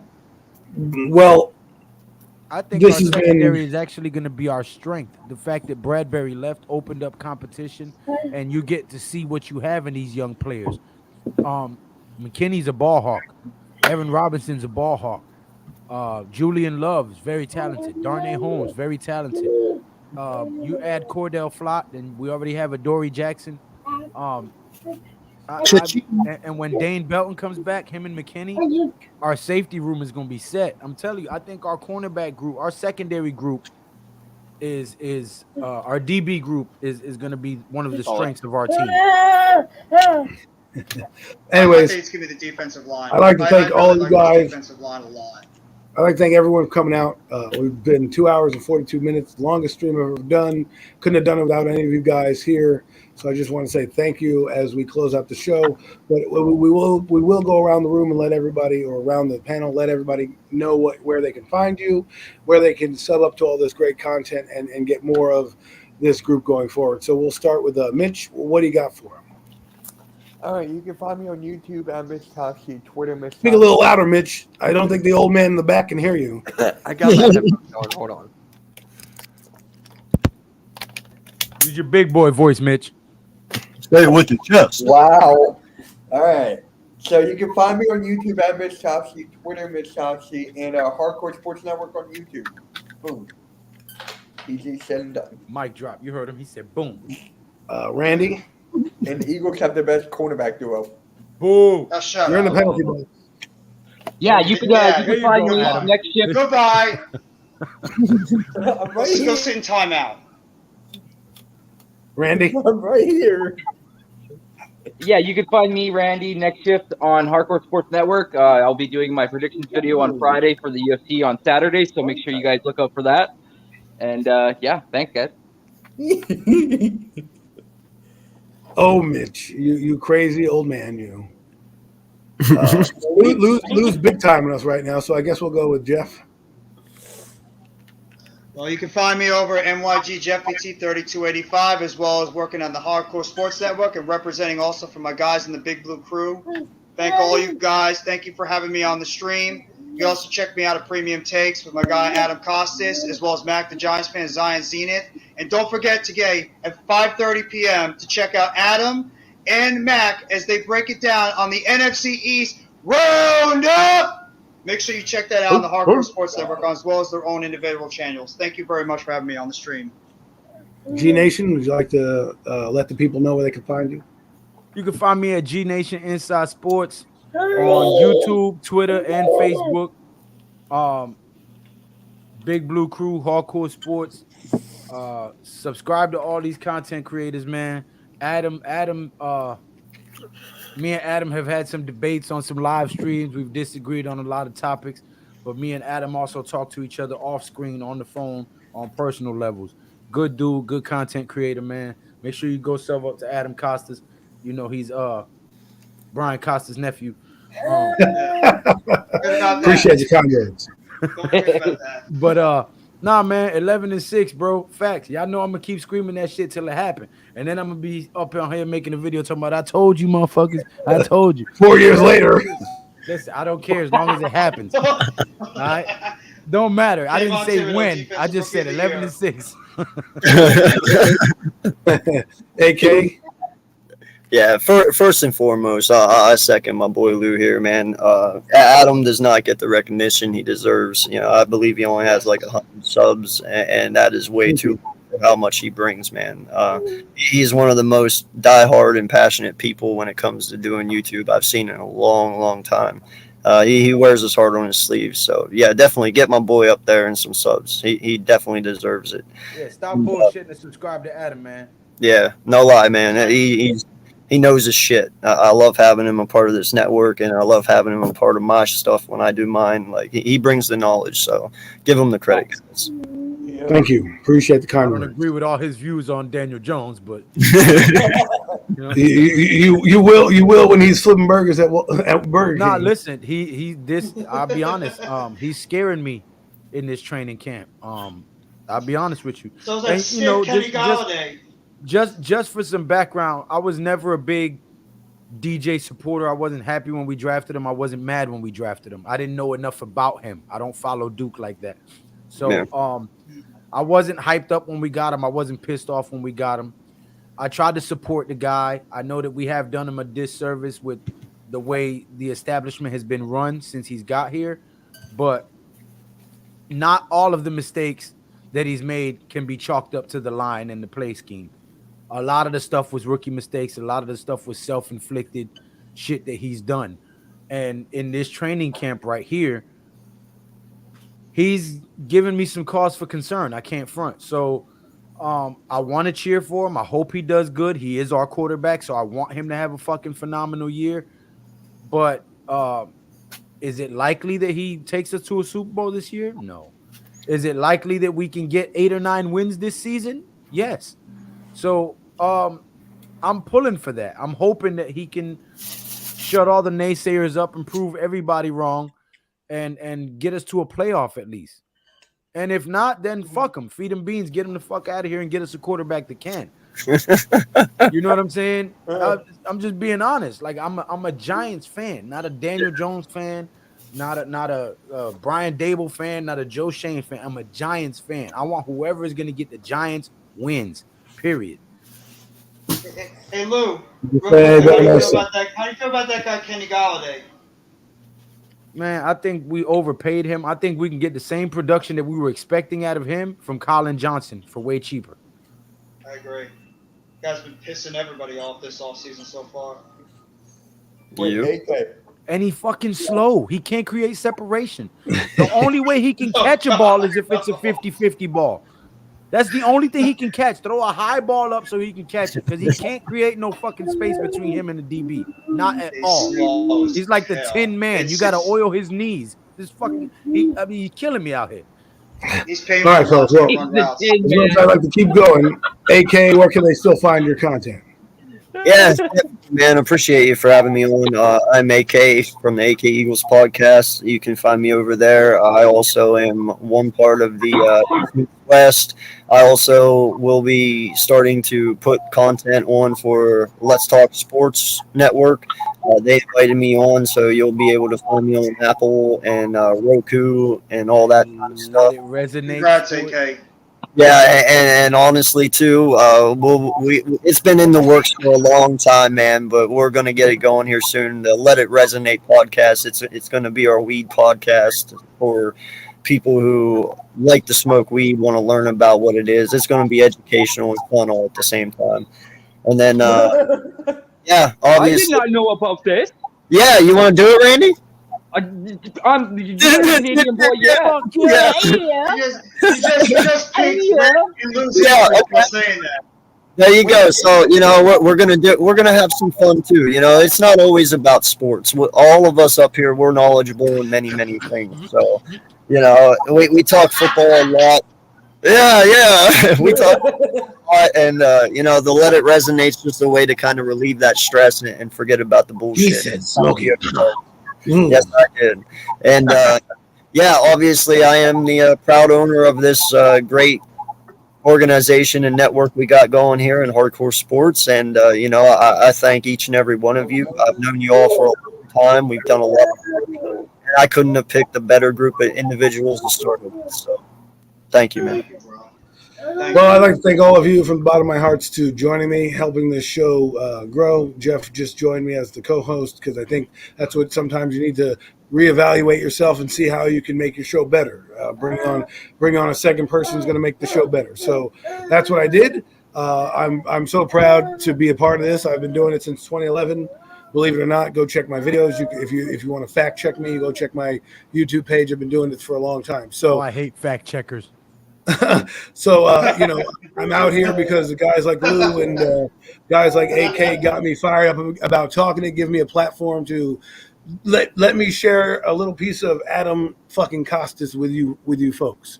Okay, so that's Brian Costas. So I try to get out there. That note. But hey, Bob Costas is my illegitimate dad. No, I'm just kidding. I don't want to call him Brian. I'm so high. I don't want that trending on Twitter because people will be knocking on my door, like, "Are you really the illegitimate child of Bob Costas? Do we need to look into him? Is there a Matt Lauer scandal here or something like that?" So, no, it is not. But unpaid child support. I would like my 18 years, please. My 18 years. Can you just write in a nice big old check for me? All in back pay, one big check. All that back pay, Dad. You don't love me. You don't love me, Dad. You gave me this curly hair, you jackass. Careful, bro. This shit's gonna go viral. Yeah. Anyways, I'd like to thank you guys, and then Hardcore Sports give me a platform to do this. You can catch me on the Hurry Up with Jeff here. We do talk about not just Giant stuff, but football related topics. I think it's a great thing to talk about. You also find me on Premium Takes with Jeff, Mac the Giant Fan, Zion Zinnes, where we talk about everything from UFC to wrestling to what movies we like, what comedies are great, what sports movies we like. We got a fellow listener here in Randy. He happens to like our contest, so thank you, Randy, for being a listener. And then you can catch me today at 5:30 with my man Mac the Giant Fan. I'm not going to do a great job, but I'll try to emulate my man's raspy voice. You can catch me on the NFC's Roundup. Hopefully Mac is listening. I did him a good service there. But 5:30, we're going to talk everything NFC East. Please join us in the chat. Light it up. We're burning down bridges here, and we're taking names. YouTube, watch out. I'm coming for you. So anyways, guys, thanks for being on the show. Bobby. Foosball is of the devil. Well, I'm joining the devil. If foosball's the devil, then I'm sitting in the chair next to him. Anyways, guys, thank you so much, and have a great day. Peace. Have a good